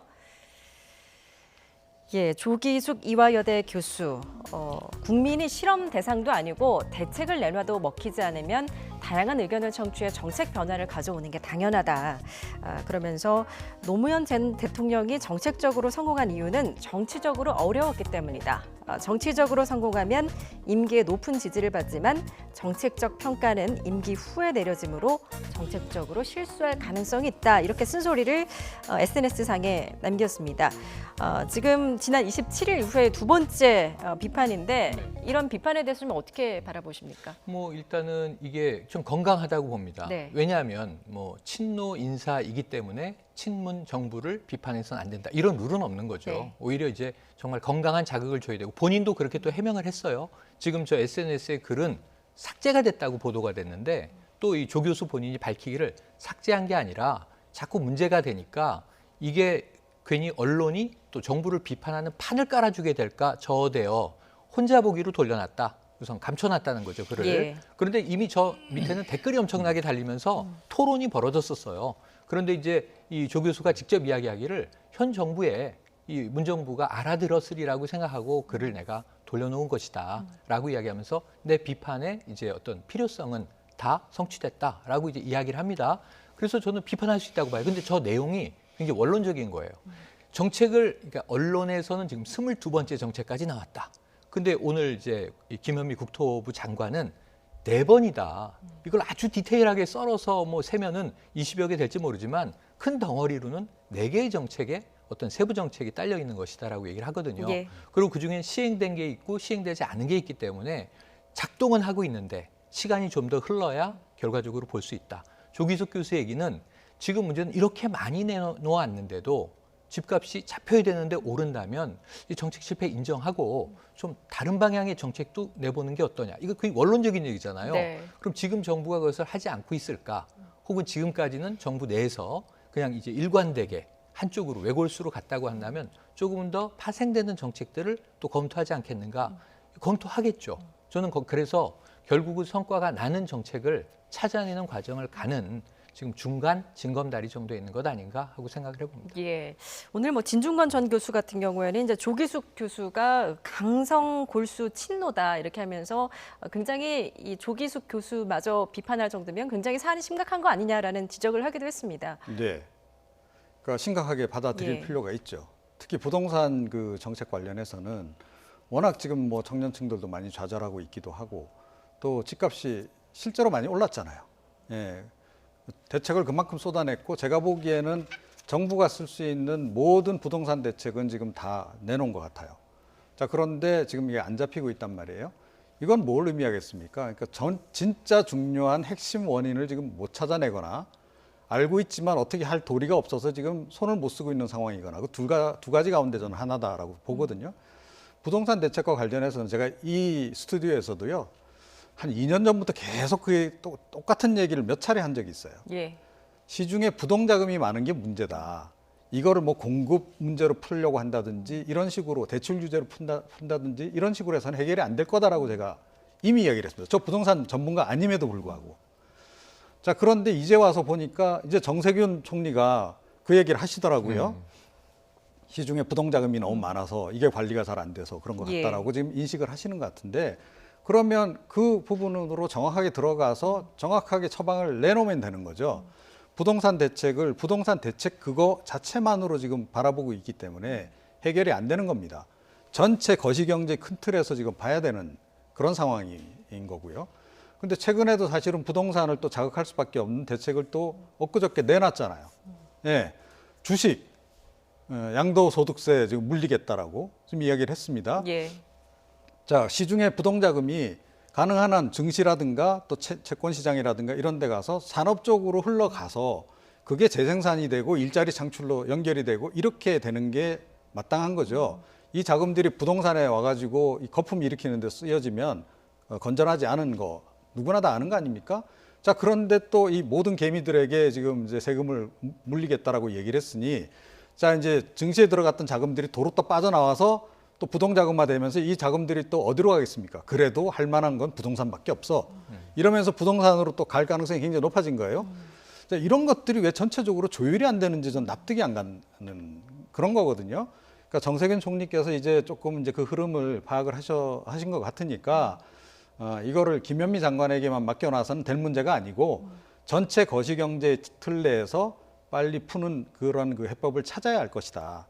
그리고 조기수 그 교수의 지적은 있을 때 잘하라는 겁니다. 간단하게 얘기해서. 지금 뭐 굉장히 정치적으로 지지율도 높고 이런데 그런 거에 잠깐 도취돼 있다 보면 실정이 그냥 묻혀버릴 가능성이 높다. 그 얘기를 지금 하는 거예요. 그리고 자기가 보기에는 지금 실정이 여기저기 지금 이렇게 도처에 지금 이렇게 널려 있는데 그게 지금 눈에 안 들어오는 거 아니냐 하고 대통령에게 전 쓴소리를 한 거다라고 좀 보는데요. 사실 문재인 대통령도 이 점은 약간 좀 그 신경을 쓰실 필요가 있습니다. 그래서 물론 열심히 하고 계시지만 더 지금 이제 그 개별 정책들을 잘 챙겨 보시지 않으면 안 된다 이렇게 생각을 합니다. 예, 오늘 이제 3차 추경안 심사하기 위해서 소집된 국회 네. 예결위에서 오늘 이제 부동산 정책 문제가 좀 화두에 올랐는데요. 그렇죠. 김현미 장관 오늘 예결위 자리에서 국회를 통과하지 않은 종부세 인상안 등 후속 조치의 결과까지 종합적으로 봐야 한다. 그러면서 아직 정책 평가는 이르다 이런 입장을 밝혔습니다. 직접 들어보시죠. 잘 가고 있습니까? 작동하고 있다고 봅니다. 작동한다는 게 무슨 뜻이에요? 모든 정책들이 저희들이 발표를 했지만 어떤 것들은 시행된 게 있고 어떤 것들은 아직 시행되지 않는 상태에 있기 때문에요. 예, 일단 김현미 장관은 현재 이제 부동산 정책이 다 잘 작동되고 있다라는 입장인 것 같습니다. 네. 그런데 당장 지난 6.17 부동산 대책만 해도 네. 규제 지역에서 빠진 지역에서도 풍선 효과가 나니까 맞아요. 그걸 또 규제하겠다고 네네. 국토부에서 밝혔습니다. 그러면서 이게 이른바 땜질책 처방이 아니냐라는 비판이 나오고 있거든요. 그 21번째 이제 발표를 했는데 예. 언론 추산으로 그런데 이제 거기서 김포하고 파주가 빠졌는데 거기가 한 주간에 굉장히 많이 지금 오르는 추세를 나타내니까 김포 파주까지도 넣겠다. 그러니까 그럼 22번째가 되는 거 아니냐 하고 또 새로운 게 된 건데 사실은 국토교통부 입장은 명확해요. 데이터를 검증을 해서 기준에 맞으면 이 뭐 투기 지역이나 과열 지역, 조정 지역으로 선정하는 거고 이 기준에 데이터가 미치지 못하면 일단은 이제 제외하는 겁니다. 그런데 이 6.27 대책 발표할 때 빠져 있었다는 거예요. 왜냐하면 데이터를 봤는데 실제로 그렇게 당시에는 상승률이 높지 않았는데 이걸 발표하니까 거기에 대한 풍선 효과로 김포 파주에 갑자기 들썩한 거죠. 그렇다면 여기도 넣겠다. 아까 두더지 게임이 표현돼 있었는데 아주 정확한 거예요. 우리가 두더지 게임을 어디다 넣냐 하면 지금 K방역으로 우리가 하고 있는 요즘에 50명 내외로 아슬아슬하지 않습니까? 근데 매일 발표되는 숫자에 따라서 이 바이러스가 확산된 지역은 가서 잡습니다. 방역이. 지금 부동산도 저는 비슷하다고 봐요. 집값이 올랐어요. 그럼 가서 잡습니다. 이걸 땜질식 처방이 아니고요. 그렇게 잡을 수밖에 없는 거예요. 바이러스가 움직이는 것을 따라가면서 방역하듯이 부동산 대책이 뭔가 하나 기계적인 대책을 딱 그랜드 아젠다를 쏘면 그게 쫙 전국에 먹히면 좋지만 시장이라는 게 안 그렇다는 걸 우리가 경험하고 있잖아요. 그래서 어느 정부도 부동산 정책에 효과적으로 성과를 냈던 정부가 별로 없었던 건데 이번 정부는 딱 한 가지는 높이 평가해 줘야죠. 의지. 시작부터 지금까지 초지일관 따라다니면서 두더지를 잡고 있어요. 근데 결론은 잡을 것이냐 놓칠 것이냐의 싸움이거든요. 예. 잡겠다는 의지는 확인이 된 거고 지금 일부는 작동하고 있고 시행되지 않은 게 있다. 근데 아까 이 박사님 말씀하신 것에 좀 오류가 있어요. 제가 느끼기에는. 예를 들면 이게 주식에다가 세금 부과하니까 부동산으로 몰리지. 아니에요.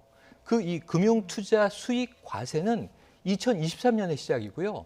개미들은요. 지금 거래를 하면 잃었던 땄든 상관없이 0.25% 내던 거래세를 0.15%로 낮추는 거예요. 대신에 지금 연 2천만 원 이상의 소득을 올린 투자자만 세금을 부과하는 겁니다. 그럼 이건 세금이 높아지는 게 아니에요. 큰손 투자자들에게는 많은 세금을 물리고 또 한 가지는 파생 상품이라든가 펀드 같은 것들 그동안 세금 부과가 안 되던 금융상품이 복잡해졌기 때문에 그것을 현실화 첨단화한다라는 정책이지 이게 지금 부동자금 1,100조를 잡기 위한 싸움의 일환이 아니거든요. 그러니까 이건 지금 부동산 정책과는 시기적으로 맞물리진 않습니다. 그래서 이 부분은 정부가 보기에는 투기 수요가 존재하고 투기 자금들이 어쨌든 부동산 시장 내를 돌고 있는데 그 두더지 잡기를 지금 싸우러 가고 있는 건데 예전 정부들은 그러다가 손을 놔버렸어요. 혹은 중간에 정책을 완전히 바꾸는데 자 빚내서 집 사세요라고 얘기했던 경제부총리가 한 1, 2년 후에는 내가 언제 빚내서 집 사라고 했어요? 라고 오리발을 내밀어요. 이런 경우도 있었지 않습니까? 우리가 똑똑히 봤지만 이번 정부는 일관성은 있단 말입니다. 그래서 김현미 장관이 아직 시행되지 않은 법안까지 종합적으로 작동할 때 효과가 날 것으로 확신한다고 했으니 저는 한 올해 하반기까지는 좀 더 기다려봐야 되는 것 아닌가 싶습니다. 예, 올해 하반기까지는 좀 기다려봐야 된다. 지금 이제 진보 성향의 시민단체들도 현 정부의 부동산 정책에 대해서 연일 비판을 하고 있는데 오늘은 이제 참여연대가 부동산 정책 기조를 전면 전환을 좀 촉구하기도 했었고 또 지난 13일에는 경실련이 좀 비판을 하기도 했었는데요. 경실련은 이제 앞으로 현 부동산 정책이 국민의 신뢰를 잃었다. 그러면서 앞으로 어떤 정책을 내놔도 시장에 영향을 주지 못할 것이다. 이런 분석을 내놓기도 했습니다. 오늘 YTN에 출연한 경실련 관계자 이야기 직접 들어보시죠. 내년 4월까지 집 가진 공직자나 집을 여러 채 가진 사람은 팔아라. 예. 팔 기회를 주겠다. 이렇게 굉장히 강력한 대책을 내놓을 것처럼 예. 얘기를 했습니다. 그런데 그때 집을 팔았던 사람들이나 그때 그 교육부 장관이 집을 팔았습니다. 예. 그 외에 대다수의 사람은 집을 안 팔았습니다. 예. 집을 판 사람들은 다 후회를 하고 있고 예. 50% 올랐는데 평균이 예. 결국은 50% 손해본 거죠. 정부 말을 믿고 움직인 사람들은 다 손해를 보고 네. 정부 말과 반대로 한 사람들은 다 그 가격 상승으로 인한 불로소득을 얻었는데 예. 이렇게 믿을 수 없는 자료와 통계와 대책을 내놓는데 많은 사람이 불안해서 네. 젊은 사람들까지 집을 빨리 사지 않으면 큰 손해를 보겠다는 생각을 갖게 만들었고 정부가 어떤 정책을 내놔도 이제는 쉽게 시장에 영향을 주지는 못할 거라고 봅니다. 예, 경실련이 이제 앞서서 그 서울 아파트 중위값이 문재인 정부 3년 동안 52%가 상승했고 이는 이명박 박근혜 정부 합친 기간의 2배 수준이다 이런 발표를 하지 않았습니까? 그런데 이제 정부는 이게 국가 통계를 보면 14% 정도 상승했다. 그 통계를 놓고서도 지금 좀 정부 측이랑 공방을 벌이고 있는 양상입니다. 네. 뭐 어느 쪽이든 이제 진실이겠죠. 어느 한쪽은 이제 맞을 텐데 또는 뭐 그 중간 지점일 수도 있을 테고 그런데 14%는 적은가요? 예, 집값이 뭐 이게 한두 푼도 아니고 억 단위인데 14% 오르기 시작하면 이거 엄청나게 많이 오른 겁니다. 14%만 하더라도. 자, 이것 자체도 사실은 정책적 실패를 자인한 거나 다름없다라고 저는 생각을 하고요. 그리고 우리나라는 부동산 대책이 어느 정부나 할 것 없이 끊임없이 계속 이어집니다. 그죠? 자, 그래서 정권 바뀌고 난 다음에 뭐 한 1, 2년 동안은 좀 새로운 대책을 수립을 해서 시행 중에 있기 때문에 그 효과가 나오려면 좀 기다리셔야 합니다. 이게 용납이 돼요. 자, 그런데 지금 상황에서 여전히 뭐 시행 중이기 때문에 효과가 나올 때까지 기다려 주세요. 그 사이에 집값은 뭐 50% 이상 이렇게 올랐다라고 하는데 이건 정책 실패인 거죠. 확실히 명백히. 자, 그러면 이제까지 집권하고 나서 특히 초반에 집권 초반 1, 2년 사이에 쓴 대책들이 잘못됐다라고 하는 것이 확인된 거나 다름없어요. 자, 그러면 이제 다시 손질을 해서 근본적으로 뭔가 이렇게 대책을 지금 내놔야 되는 그런 국면인 거죠. 자, 그런데 계속 뭐 조금 전에 이제 그 두더지 게임 얘기도 했습니다만 제가 보기에도 자꾸 누더기로 지금 이제 대책을 지금 수립해 나가고 있는 거예요. 자, 그런데 이게 국토교통부 차원에서는 그럴 수밖에 저는 없을 거라고 생각해요. 이 사람들은 자기네들 좁은 숲에서만 이제 보기 때문에 그런 겁니다. 그래서 제가 조금 전에 말씀드렸듯이 부동산 문제를 부동산 문제만으로 보기에는 그쪽에 들어가 있는 전체 자산 규모가 너무 많다는 거예요. 자금 규모도 그렇고. 그 자금들이 부동산에만 머물러 있는 것이 아니고 계속 돌아다니는 자금들이기 때문에 전체적으로 자금의 흐름을 어떻게 선순환시킬 것인가 하는 부분에 더 초점을 맞춰야 된다. 그러지 않고서는 절대로 이거 못 막습니다. 예를 들어 김포 그쪽 막으면 그다음에 또 그 인접 지역이 또 오를 거고요. 계속 그런 식으로 갑니다. 예, 그런 식으로 가서 그럼 끝까지 가서 두더지를 잡을 수 있을까요? 저는 못 잡을 거다라고 봅니다. 저도. 예. 지금 뭐 정부의 규제에도 불구하고 지금 서울 시내 집을 사들고 있는 건 30대다라는 연구 결과도 나왔는데 맞습니다. 지금 집을 못 사면 앞으로도 못 살 것이다라는 공포감 때문에 지금 사들이고 있다고 합니다. 네, 맞습니다. 이런 현상에 대해서는 어떻게 보십니까? 지금 최근에 보면 이제 문재인 대통령의 부동산 인식해서 이제 요즘 회자된 이야기가 있죠. 예를 들면 일본처럼 되는데 집값이 폭락할 수 있으니 지금 이제 집을 사지 말고 기다려라라는 이제 취지의 대통령의 말을 들었다라고 하는 이제 일부 보도들이 있으면서 많이 SNS에서 회자됐거든요. 근데 일본은 그렇게 폭락하지 않았다라고 하는 데이터도 또 거기에 보태어져 있어요. 그런데 지금 30대는 이제 조급해질 수밖에 없습니다. 막차 아닌가? 항상 막차 이야기가 나오면 급해지거든요. 네. 그러면 이게 이 미래의 나는 이 마지막 재테크 수단, 대한민국에서 이 그야말로 불패 신화가 있는 것은 부동산이잖아요. 특히 이게 강남이고요. 그 부분에 있어서는 어느 정부가 들어와도 백약이 무효하다는 걸 시장이 확인시켜주고 있으니까 그럼 막차 타야 되는 거 아니냐. 여기서 정말 전 나쁜 시그널 하나가 아까 경실련 간부분의 인터뷰에서 문재인 정부가 뼈아픈 대목은 있어요. 노영민 청와대 비서실장이 자, 다주택자들은 수도권의 집을 한 채만 남기고 다 파세요. 근데 실행 안 했다는 거잖아요. 예. 이거는 확인 안 해봐도 팩트일 것 같습니다. 일부 판 사람도 있겠지만 남겨둔 사람이 더 많았다면 그리고 판 사람이 같은 청와대나 혹은 공직 내에서 공직사회 내에서 판 사람이 오히려 패배감을 느끼고 있다면 이거는 심각한 문제다. 근데 그렇다면 지금 30대를 탓할 수 있는 문제는 아니라고 보거든요. 최근에 또 인천국제공항공사 문제로 2030과 좀 여권의 갈등도 있지 않습니까? 근데 이런 부분에서 저는 그게 공사 자체의 문제가 아니라 이것은 구조의 문제를 정부가 좀 다뤄줘야 한다. 지금 30대가 빚내서 집 사는 문제도 구조의 문제로 다뤄줘야 하고요. 그리고 갭 투자하지 말라는 거는 이번 정부의 초기부터 나왔던 건데 지금도 갭 투자 잡고 있거든요. 근데 수도권에서 이제 벗어나니까 갭 투자하는 지역 어디로 가냐면 최근에 청주가 왜 이렇게 올랐지? 그러니까 청주에서 그 이제 빚내서 매입하는 일들이 주로 투기 세력을 중심으로 포착되고 있었던 거예요. 계속 넓히고 있습니다. 단속 대상을 확장하고 있는 과정인데 이 과정에서 사실 한 가지는 걱정 안 하셔도 돼요. 정말 실수요자다 내가, 실거주자다라고 하면은 이런 모든 정책에 대해서 고민하실 필요가 없는데 문제는 내가 재테크 개념으로 산다. 이건 좀 언론도 혼란이 있어요. 뭐냐면 집값이 오르는 것에 대해서 어떤 분들은 좌절감이라고 쓰고 어떤 분들은 기대감이라고 쓰거든요. 대한민국의 약 절반은 무주택자고 절반은 이제 주택 보유자입니다. 그럼 이해관계가 완전 다른 거죠. 이 조율에서 이 엇갈리는 시선을 정부가 어떻게 좀 균형 잡을 것이냐.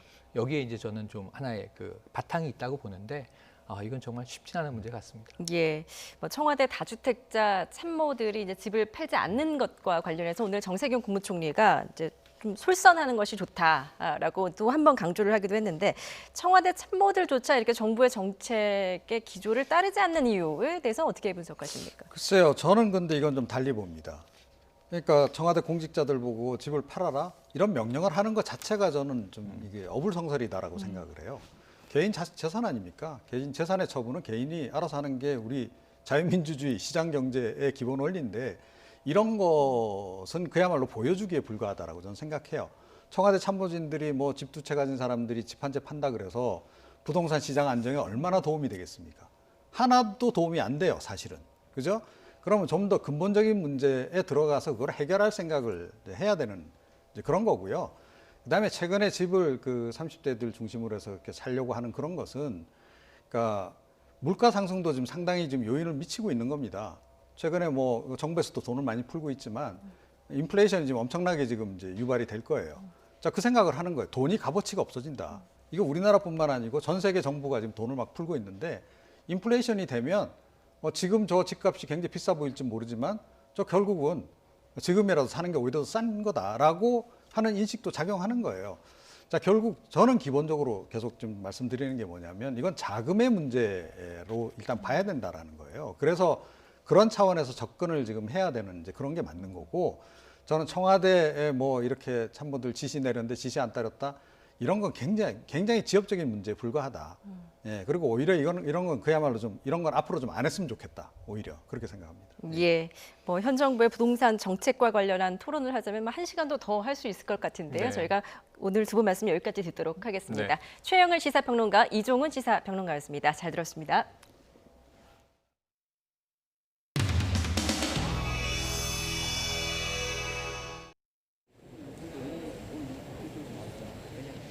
당선되었음을 선포합니다.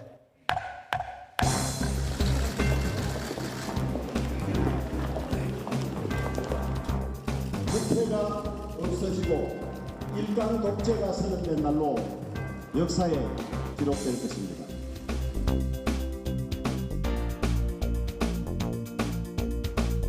지원 등 사업별 불용 예산이 보고드리게 된 것은 매우 뜻깊게 생각합니다. 이번 추가 경정 예산안의 시급성이 요구되는 바 오늘 회의에서 심의를 마친 후에 많은 우리 당의 의원들이 지금 장관님의 검찰에 대한 지휘를 정당하고 필요한 일이라고 판단하고 있습니다. 검사들은 자기 권력 갖고 자기 주변 사람들 감싸고 덮어주고 간다. 이렇게 국민들이 믿고 있으면 그 검찰의 앞으로의 집행행위에도 승복하겠습니까? 그런 길을 갈 수 있도록 많은 고언과 채찍과 당근을 당부드리겠습니다. 제가 좀 아마추어적인 비법조인의 시각에서 이상한 점을 자꾸 지적을 하고 있는데 왜 법사위에 검찰 또는 검찰총장이 직접 나와서 보고를 하지 않느냐? 검찰총장에 대해서 정치적 책임은 법무부 장관이 지는 것이고 거기에 대한 지휘 감독을 내림으로써 그러니까 지금 검찰과 검찰총장님 확실히 아십시오. 지금 법무부 장관께서는 그런 외풍을 막기 위해서 굉장히 노력을 하고 계십니다. 이 청문회를 하는 교육장관 청문회를 하는 과정에서 영장을 청구하는 걸 보고 저는 깜짝 놀랐어요. 그러니까 이게 검찰총장이 말하자면 정치를 하는 게 아닌가. 반복적인 수사, 무리한 수사 이런 것이 있었다는 점은 부인할 수가 없는 것이고요. 경청해 주셔서 감사합니다. 문제는 법무부 장관이 이렇게 온당하고 정당한 법에 근거한 지시를 했는데도 불구하고 검찰총장이 여기에 따르지 않았을 때 과연 이럴 때 어떻게 해야 되냐라는 겁니다. 지금 장관께서 하신 그 서면 지휘는 법에 따른 적절한 지휘 방식인 것이죠? 그렇습니다. 저는 가급적 검찰의 중립성, 독립성을 존중하면서 꼭 필요한 경우에만 하고 있습니다.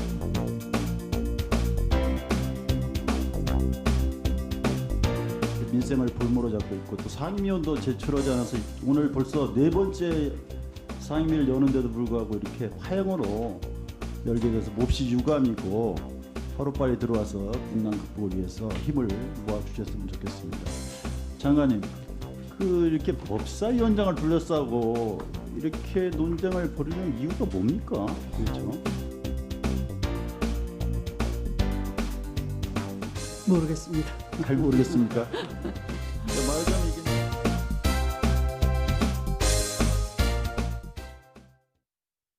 메이킨 변비가 사라지고 아침이 확 달라집니다. 변비 복부팩만 식욕부진 한 번에 싹 메이킨 부드럽게 변비 끝. 유쾌 상쾌 통쾌 변비엔 역시 메이킨 1588 39,000원부터 배칠수의 39,000 꽃배달 3단 화한 39,000 배칠수의 39,000 1588 39,000 1588 39,000 배칠수의 꽃배달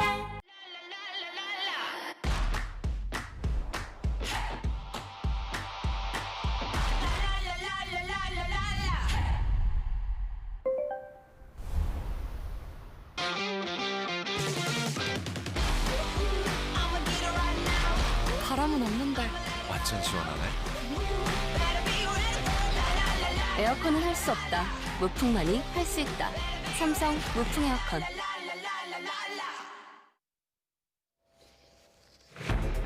내일부터 유흥업소나 노래방 같은 코로나19 고위험 시설은 반드시 QR코드로 출입 명단을 관리해야 합니다. YTN 취재진이 현장을 살펴봤습니다. 북핵 문제를 담당하는 스티븐 비건 미 국무부 부장관이 11월 미국 대선 전에 트럼프와 김정은이 만날 일은 없을 것 같다고 말했습니다. 비건 부장관은 방안을 추진 중인 것으로 알려졌습니다. 세월호 바로 위에 떠있던 해경 항공기가 배 안에 수백 명이 있는 사실을 알았음을 보여주는 교신이 공개됐습니다. 기장들은 앞선 검찰 수사 때 승객이 타고 있는지 몰랐다고 진술했습니다. 긴급 재난지원금 덕에 소비는 조금 늘었지만 수출은 여전히 어렵습니다. 공장 가동률은 글로벌 금융위기 이후 11년 만에 최저치로 추락했습니다. 네, 뉴스나이트 이어갑니다. 어젯밤부터 소형 태풍급 강풍을 동반한 많은 비가 쏟아지면서 전국 곳곳에서 피해가 속출했습니다. 300mm가 가까운 비가 내린 강원 산간은 낙석과 산사태가 우려되고 있습니다. 보도에 지환 기자입니다. 24시간 동안 300mm 가까운 폭우가 퍼부은 강원도 설악산. 계곡 하천이 무섭게 불어났습니다. 탐방로 전 구간은 통제됐고 비가 그쳐도 안전 점검을 거친 뒤에야 개방 시점을 결정할 수 있을 것으로 보입니다. 낙석이라든가 사태 난 지점을 확인을 해서 안전이 확보가 돼야지 저희가 이제 개방을 하게 되거든요. 강풍과 호우, 폭풍 해일특보가 동시에 내려졌던 동해안 지역은 침수 피해가 잇따랐습니다. 강릉 도심 남대천에는 불어난 흙탕물이 쏟아져 내렸고 동해안 남북을 잇는 7번 국도 곳곳은 물 웅덩이로 변했습니다. 저지대 지역은 물론 상습 침수 구역인 경포 주변 상가는 새벽부터 온종일 배수 작업에 분주했습니다. 저희도 걱정을 하고 잠을 못 잤죠. 밤새도록 뭐 있는 거 없는 거 다 치워놓고 그러고 있다가 물이 요 앞에까지는 들어왔어요. 들어왔는데 펌프를 뭐 가져와서 시에서 나와서 그 추운데도 비를 맞으면서 해서 모았죠. 빗길 교통사고와 축대 붕괴 사고도 이어졌습니다. 충북 진천에서는 관광버스가 미끄러지며 3m 제방 아래로 추락해 7명이 다쳤고 부산에서는 집중호우에 지반이 약해지면서 아파트 축대 일부가 무너졌습니다. 초속 30m 안팎의 강풍이 분 제주에서는 가로수가 쓰러지는 등 피해 신고가 잇따랐고 일부 항공기 운항도 차질을 빚었습니다. YTN 지환입니다. 네, 김정은 북한 국무위원장이 당 중앙군사위 예비회의를 열어 대남 군사행동 보류를 결정한 지 이제 일주일이 흘렀습니다. 이후 대남 확성기를 철거하고 또 비난도 중단한 북한의 향후 행보에 관심이 쏠리는 가운데 한미가 물밑 협상을 조율 중인 것으로 전해졌습니다. 보도에 황혜경 기자입니다. 우리 정부를 향해 맹공을 퍼붓다 갑작스레 중단한 북한. 이후 일주일가량 추가 조치 없이 잠잠하기만 합니다. 이례적으로 예비회의를 개최해 곧 본회의가 열릴 것으로 예상됐던 당 중앙군사위도 감감무소식. 때문에 대남 공세를 중단해야 할 내부 사정으로 인해 계획에도 없던 중앙군사위까지 동원한 것 아니냐는 추측도 나오고 있습니다. 정부도 북측이 대남 공세를 멈춘 데 대해 일단 긍정적이라고 밝혔지만 신중한 분위기 속에서 추가 동향을 예의주시하고 있습니다. 정부는 지금 관련 사항을 신중하게 검토해 나가면서 비핵화와 한반도 평화 또 남북관계 개선을 위한 방안을 모색해 나가도록 하겠습니다. 특히 김영철 부위원장이 대남 군사 행동은 보류된 것일 뿐이라며 추가 행동 가능성을 경고한 것도 간과할 수 없는 부분입니다. 8월 한미연합훈련 재개 여부가 주요 변수가 될 거란 전망 속에 조만간 열릴 것으로 보이는 한미 국방장관 회담 결과를 북한도 지켜볼 것으로 보입니다. 한미 실무 그룹을 파기해서 나오는 것을 우선적으로 요구하고 있는 것으로 생각합니다. 있는 연합훈련에 대해서도 지금 분명한 문제 제기를 하고 있는데 이것은 전자권 전환이 걸려있기 때문에 우리 정부 입장에서는 매우 곤혹스러울 것이다라고 생각을 합니다. 이런 가운데 북핵 문제를 담당하는 스티븐 비건 미국 국무부 부장관이 방안을 추진 중인 것으로 알려졌습니다. 코로나19 상황으로 유동적이긴 하지만 이르면 7월 방안을 목표로 한미 간 일정을 조율하고 있는 것으로 전해졌습니다. 11월 미국 대선과 10월 10일 북한 노동당 창건 75주년을 앞두고 북한의 깜짝 도발 가능성이 제기되는 만큼 북한을 다시 대화 테이블로 유도하기 위한 한미 간 공조 논의가 활발해질 것으로 보입니다. YTN 황희경입니다. 대북 특별대표인 비건 미 국무부 부장관이 11월 미 대선 전에 트럼프 대통령과 김정은 위원장과의 만남은 없을 것 같다고 말했습니다. 하지만 이 북핵 문제 해결을 위한 북미 협상의 문은 열려 있으며 북한이 응한다면 빠른 진전을 이룰 수 있을 것이라고 말했습니다. 이동원 기자가 보도합니다. 화상으로 진행된 브뤼셀 포럼에서 비건 미 국무부 부장관은 오는 11월 미 대선 전에 트럼프 미국 대통령과 김정은 북한 국무위원장이 만날 가능성을 묻는 질문에 가능성이 낮다고 답했습니다. I think it's probably unlikely between now and the U.S. election. 코로나19로 많은 국제 행사가 취소되는 등 직접 만날 여건이 아니라고 했습니다. 하지만 북미 정상이 만나기에는 아직 충분한 실무 논의가 이루어지지 못했다는 점 또한 부인하지 않았습니다. 비건 부장관은 지난해 하노이 회담에 앞선 실무회담에서 북측 실무자들은 핵무기와 관련된 논의를 하는 것이 허락되지 않았고 모든 것을 정상들의 결정에 미뤘다고 말했습니다. 때문에 성과를 내지 못한 정상회담 결과를 어느 정도 예측할 수 있었다고 말했습니다. 지난해 10월 스웨덴 스톡홀름에서 열린 마지막 북미 실무협상에서도 전반적 관심사를 진전시킬 문제들을 논의했지만 북한의 실무자들이 결정을 내릴 권한이 없어 더 높은 수준으로까지 협의를 발전시키지 못했다고 했습니다. 비건 부장관은 북핵 문제를 외교로 해결하기 위한 문은 아직 열려 있으며 북한이 결단만 내린다면 이미 구체적인 미국의 계획이 전달된 만큼 빠른 진전을 이뤄낼 수 있다고 밝혔습니다. We believe there is still time for the United States and North Korea to make substantial progress in the direction that we believe that both sides want to go. 비건 부장관은 그러나 북한이 심각한 경제난에도 군사력 강화에 자원을 우선 배정하고 있는 상황에서 북한에 대한 완전한 제재는 계속될 것이라고 밝혔습니다. 또 한반도의 최종적이고 완전한 비핵화가 미국의 목표라는 점도 분명히 했습니다. YTN 이동원입니다. 서울지방경찰청 보안수사대는 오늘 탈북민 단체 자유북한운동연합 박상학 대표와 큰샘 박정호 대표를 불러 8시간 동안 조사했습니다. 경찰은 이들을 상대로 대북 전단 살포와 단체 활동 자금을 확보한 경위 등 제기된 의혹 전반에 대해 조사한 것으로 전해졌습니다. 두 단체는 지속적으로 대북 전단과 쌀 페트병 살포 활동을 벌여 남북교류협력법의 반출 승인 규정을 위반한 혐의를 받고 있습니다. 수년 전 대북 확성기 입찰 비리와 관련해 군 당국이 성능 미달을 확인하고도 별 문제가 없다며 그대로 사용하라고 지시한 것으로 드러났습니다. 이런 가운데 공익 제보자를 도리어 수사 대상에 올린 군 당국에 대한 비판도 나오고 있습니다. 임성호 기자입니다. 최근 북한이 DMZ 일대에 대남 확성기들을 설치하며 긴장도를 높이자 우리 군은 맞대응 차원에서 대북 확성기 설치를 검토했습니다. 문제는 대다수가 몇 년 전 성능 미달 문제가 불거졌던 바로 그 확성기였다는 겁니다. 2016년 사업 추진 때 군이 내걸었던 확성기 성능 조건은 가청거리 10km, 운용 온도는 영하 30도에서 영상 45도였습니다. 하지만 해당 업체는 이 기준을 충족하지 못했고 입찰 비리 의혹이 불거진 뒤 국방부에서 시행한 3차례 비공개 성능 평가에서도 마찬가지였습니다. 이 테스트에서 가청거리는 평균 3에서 5km대에 머무른 것으로 알려졌습니다. 접경 지역 북한 주민들은커녕 인접한 북한군 GP에나 닿을 수준이었던 겁니다. 산악 지역 때문에 소리가 잘 도달하지 않는다거나 하는 한계들이 좀 있기도 하고요. 애초에 성능에서 요구했던 10km 정도는 나와야 전방에 있는 지역 주민에 대해서 어느 정도 전달이 가능하겠죠. 이를 시정하라는 감사원 보고서와 공익신고가 2018년 상반기에 나왔지만 군 당국은 지금까지도 아무런 조치를 하지 않았습니다. 오히려 당시 국방부 전력정책관실에서 사용하는 데에는 문제가 없으니 확성기를 그대로 쓰라고 지시한 것으로 뒤늦게 확인됐습니다.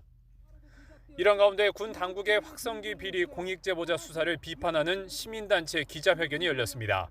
국방부는 김영수 전 소령의 도움을 받아 국민이 믿을 수 있는 재발 방지 조치를 마련해도 모자랄 판에 보복 수사를 진행한다는 것은 내부의 부패 사슬을 방치하겠다는 선언에 다름이 없다.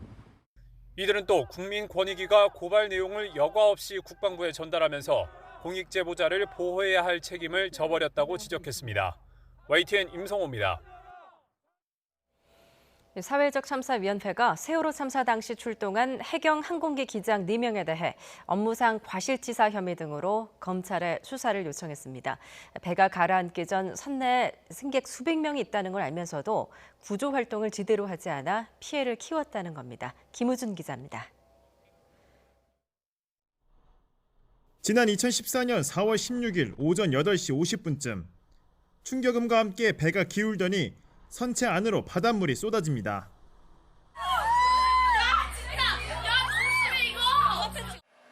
해경 소속 항공기가 도착한 건 그로부터 30분 뒤. 배가 약간 기울어지긴 했지만 선상이 훤히 보일 만큼 선체 대부분이 아직 수면 위에 떠 있는 상태였습니다.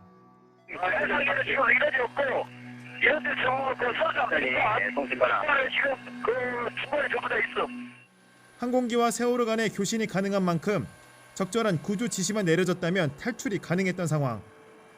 하지만 해경은 세월호의 어떤 지시도 내리지 않았고 선내 진입은 시도조차 하지 않았습니다. 검찰 수사 과정에서 기장들은 현장 도착 당시 선내에 승객들이 타고 있는 것을 알지 못했다며 만약 그 사실을 알았다면 수단과 방법을 가리지 않고 선내로 들어갔을 것이라고 진술했습니다. 사회적 참사위원회는 이 같은 진술을 정면으로 반박하는 증거자료를 공개했습니다. 당시 항공기가 진도 해상관제센터와 주고받은 교신 내용입니다. 선내 인원 관련 내용만 수십 번 등장합니다. 여기서는 세월호가 침몰 중에 있습니다. 승객은 대략 400명에서 500명으로 판단되며 50년 이상 승선한 여객선 세월호가 좌변 60도 이상 기울어진 상태로 침몰 중에 있습니다. 사참위 측은 교신 내용을 들은 기장들이 선내 상황을 몰랐다는 건 말이 되지 않는다고 꼬집었습니다. 세월호에 다수의 승객이 탑승했다는 사실을 알려주는 교신을 수십 차례 확인하였습니다. 그럼에도 항공기 4대의 기장과 부기장 전탐사가 모두 이 모든 교신을 못 듣는 것은 불가능한 일이다라고 판단을 하였습니다. 아울러 사고 현장 이동 과정과 도착 이후의 대응 과정도 문제라고 지적했습니다. 현장 이동 시 항공기는 사고 선박과 교신할 의무가 있지만 세월호와는 교신조차 시도하지 않았고 선체에 직접 내려간 뒤에도 구호조처를 제대로 하지 않았다는 겁니다. 선내 상황을 인지했음에도 불구하고 구호 조치를 미실시했다라고 저희들은 특정을 한 겁니다.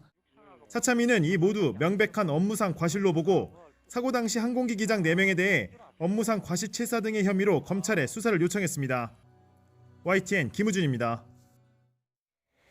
긴급 재난지원금 등의 휴가로 내수는 조금 나아졌지만 수출은 좀처럼 회복되지 않는 우리 경제의 엇갈린 흐름이 이어지고 있습니다.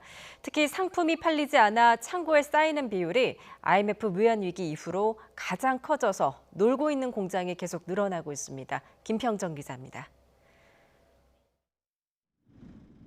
우리나라의 월간 자동차 수출량은 지난달에 17년 만에 10만 대 아래로 떨어졌습니다. 수출량이 1년 전 같은 달보다 57%나 급격히 감소한 탓입니다. 이렇게 상품이 팔리지 않으면 창고에 계속 쌓이게 됩니다. 3월부터 상승 곡선을 그린 제조업 재고율은 지난달에 IMF 외환위기 당시인 1998년 8월 이후 21년여 만에 최고치까지 올랐습니다. 재고가 남아돌면 당연히 생산을 줄이기 때문에 공장 가동률은 지난달에 글로벌 금융위기 당시인 2009년 1월 이후 11년 만에 최저치로 추락했습니다.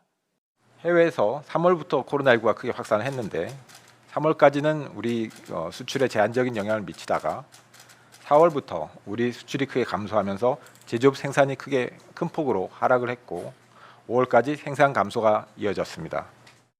다만 지난달 서비스업 생산은 전달과 비교해 6년 4개월 만에 최대폭인 2.3% 증가했습니다.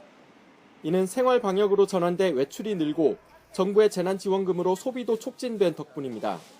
그래서 지난달 생산과 투자는 모두 감소세를 이어갔지만 소비만 2달 연속 나홀로 상승세를 보였습니다. 이렇게 내수 부문이 선방했지만 현재의 경기를 평가하는 지표는 넉 달 연속 하락해 IMF 외환위기 여파가 이어지던 1999년 1월 이후 21년여 만에 최저치까지 떨어졌습니다. 내수 회복의 불신은 더욱 키우고 수출과 제조업의 어려움을 조속히 타개할 수 있도록 하반기 경제정책 방향과 3차 추경안에 포함된 내수 활성화 방안, 수출 대책, 기업 지원 대책 등을 신속하게 추진해 나가겠습니다. 수출 환경이 크게 나아지지 않고 제조업 생산이 회복되지 않는다면 3분기에도 경기 반등이 어려워 고용과 투자에도 어려움이 계속될 거란 전망이 많습니다. YTN 김평정입니다. 바로 내일이죠. 7월부터는 유흥업소를 포함해 뷔페나 노래방 같은 고위험 시설은 반드시 QR코드를 이용해 출입 명단을 관리해야 합니다. 20일 동안 유예 기간을 뒀는데 현장은 얼마나 준비됐을지 정현우 기자가 돌아봤습니다. 점심시간 서울 신촌의 뷔페 식당 입구. 마스크를 쓴 손님들은 들어가기 전 휴대전화에 QR코드를 내려받느라 분주합니다. 이렇게 QR코드를 자신의 휴대전화에 받은 뒤 이 태블릿 PC에 입력해 전자출입 명부를 작성해야만 뷔페를 이용할 수 있습니다.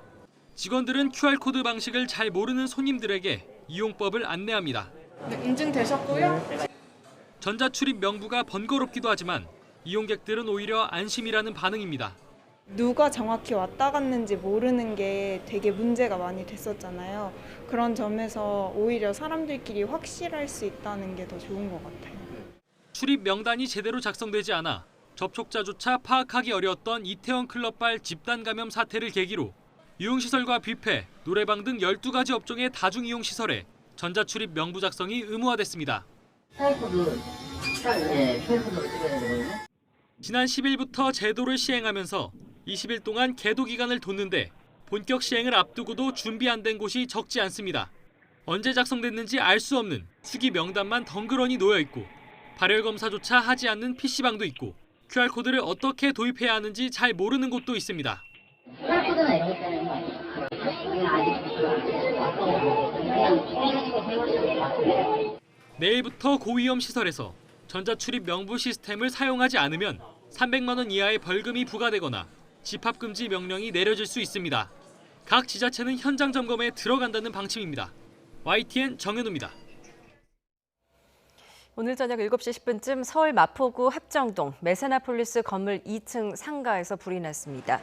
큰 불은 아니었지만 고층 건물에 연기가 순식간에 퍼지면서 주민 800여 명이 긴급 대피했고 이 과정에서 2명이 다쳐 병원으로 옮겨졌습니다. 소방당국은 대응 1단계를 발령하고 밤 8시 50분쯤 불을 완전히 껐습니다. 경찰과 소방당국은 2층 식당에서 음식을 조리하다 불이 난 것으로 보고 정확한 화재 원인을 조사하고 있습니다.